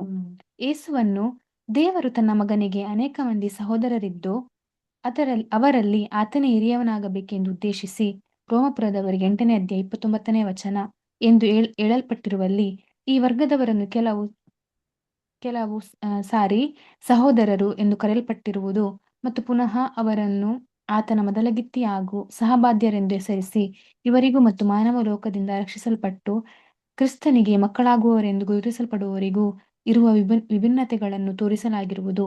ಹೀಗೆ ಮಕ್ಕಳಾಗುವ ಮಾನವ ಕುಲದವರಿಗೆ ಆತನು ನಿತ್ಯನಾದ ತಂದೆ ಆಗುವನು.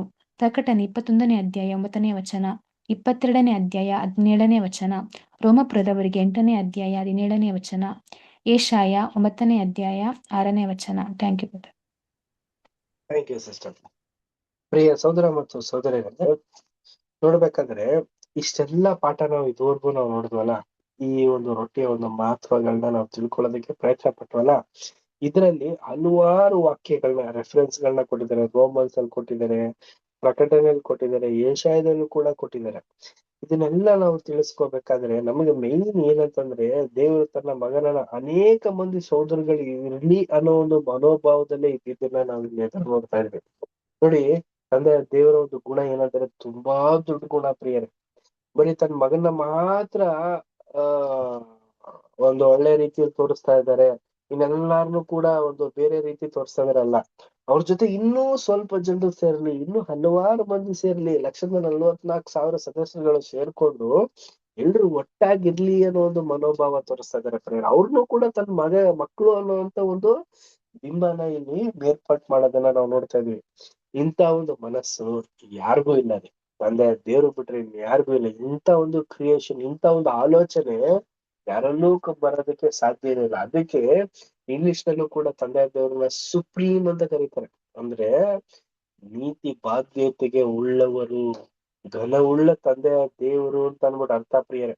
ಅಂತ ಒಂದು ಪದವಿಗೆ ಇರುವಂತ ತಂದೆಯ ದೇವರು ನಮ್ಮನ್ನ ಎದುರು ನೋಡ್ತಾ ಇರೋದೇನಂದ್ರೆ, ತುಂಬಾ ಅಲ್ಪವಾದಂತ ಒಂದು ಸಮಯ ನಮಗ್ ಕೊಟ್ಟಿದ್ದಾರೆ. ಆ ಒಂದು ಸಮಯದಲ್ಲಿ ನಾವ್ ಇಂಥ ಒಂದು ಗುಣಗಳನ್ನ ತಿಳ್ಕೊಂಡು ಮಕ್ಕಳಾಗುವಂತ ಒಂದು ಮನೋಭಾವದಲ್ಲಿ ನಾವ್ ಇದ್ವಿ ಅಂತಂದ್ರೆ, ನಮ್ಗೆ ಇಂಥ ಒಂದು ವಿಶೇಷವಾದಂತ ರೀತಿಯಲ್ಲಿ ನಮ್ಗೆ ಸಹಾಯ ಮಾಡ್ತಾರೆ ಪ್ರಿಯ ಸಹೋದರ ಮತ್ತು ಸಹೋದರಿ.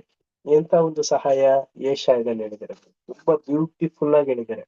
ಯೆಶಾಯ 9ನೇ ಅಧ್ಯಾಯ 6ನೇ ವಚನ ಓದಿ ಪಾಠ ನಾವು ಮುಗಿಸ್ಕೊಳ್ಳೋಣ. ಯೆಶಾಯ 9ನೇ ಅಧ್ಯಾಯ 6ನೇ ವಚನ.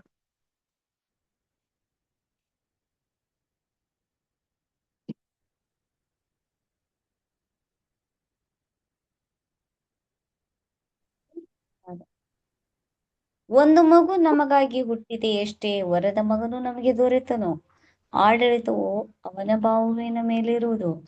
ಅದ್ಭುತ ಸ್ವರೂಪನು, ಆಲೋಚನಾಕರ್ತನು, ಪರಾಕ್ರಮಿಯಾದ ದೇವರು, ನಿತ್ಯನಾದ ತಂದೆ, ಸಮಾಧಾನದ ಪ್ರಭು ಎಂಬುದು ಅವನ ಹೆಸರು.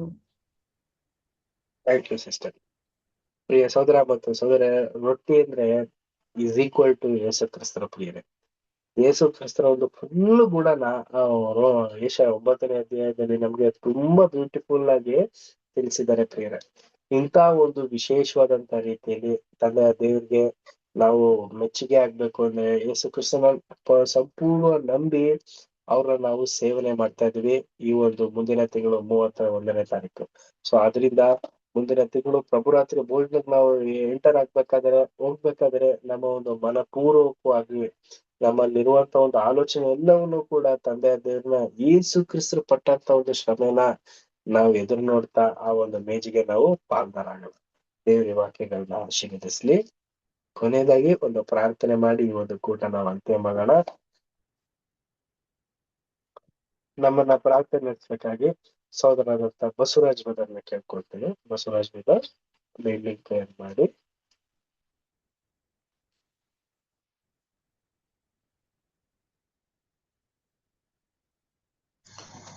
ಎಲ್ಲರ ಕಣ್ಣುಗಳನ್ನು ಮುಚ್ಕೋಣ. ಪರಿಶುದ್ಧನು ಮಹೋನ್ನತನು ಉನ್ನತೋನ್ನತನಾದ ಪರಲೋಕದ ತಂದೆಯಾದ ದೇವರೇ, ಒಂದು ಮಹತ್ತಾದ ವೇಳೆಗಾಗಿ ನಿಮ್ಮ ಕೃತಜ್ಞತೆ ಸಲ್ಲಿಸುತ್ತೇವೆ ಸ್ವಾಮಿ. ತಂದೆಯೇ, ಕ್ರಿಸ್ತನ ಜೀವಿತದ ಕುರಿತಾಗಿ ಸ್ವಾಮಿ ನಾವು ಇದುವರೆಗೆ ಅನೇಕ ಮಹತ್ತಾದ ವಿಚಾರಗಳನ್ನ ತಿಳಿದು ಕರುಣಿಸುವ ಕೃಪೆಗಾಗಿ ಕೃತಜ್ಞತೆ ಸಲ್ಲಿಸಿದೆ. ಸೋದರನ ಮೂಲಕ ನೀವು ಅನೇಕ ವಿಷಯಗಳನ್ನು ನಮಗೆ ತಿಳಿಪಡಿಸಿದ್ರಿ ದೇವರೇ. ಬರುವಂತ ದಿನಗಳಲ್ಲಿ ನಮಗೆ ಎದುರಾಗುವಂತ ಪ್ರತಿಯೊಂದು ಶೋಧನೆಗಳನ್ನು ಜಯಿಸಬೇಕಾಗಿರುವಂತ ಶಕ್ತಿಯನ್ನು ಕೊಟ್ಟು ನಡೆಸಿರೆಂಬುದಾಗಿ ನಾವು ಪ್ರಾರ್ಥಿಸ್ತೇವೆ. ಮಕ್ಕಳನ್ನು ಹಂಚಿಕೊಂಡು ಸೋದರ ನೀವು ಆಶೀರ್ವದಿಸ್ರಿ. ತಿಳಿಬಾಗಿರೋ ಪ್ರತಿಯೊಬ್ಬ ಸೋದರನ ಸ್ವಾಮಿ ಸ್ವಾರೂಪವನ್ನು ಹೊಂದಲಿಕ್ಕೆ ಬೇಕಾಗಿರುವಂತ ಶಕ್ತಿ ಕೊಟ್ಟು ನಡೆಸಿರೆಂಬುದಾಗಿ ನಮ್ಮ ರಕ್ಷಕನ ಒಡೆಯನಾದ ಪ್ರಭು ಯೇಸುವಿನ ಹೆಸರಿನಲ್ಲಿ ಪ್ರಾರ್ಥಿಸಿ ಬೇಡಿ ಬಂದಿದ್ದೇವೆ, ಸ್ವರ್ಗೀಯ ತಂದೆಯೇ. Amen. Amen. Thank you brother. Brother sister brother sister ನಮಸ್ತೆ. ನಮಸ್ತೆ. Thank you brother. ಎಲ್ಲ ಬ್ರದರ್ ಸಿಸ್ಟರ್ ನಮಸ್ತೆ. ಎಲ್ಲಾ ಸಹೋದರ ನಮಸ್ತೆ. ನಮಸ್ತೆ. ನಮಸ್ತೆ.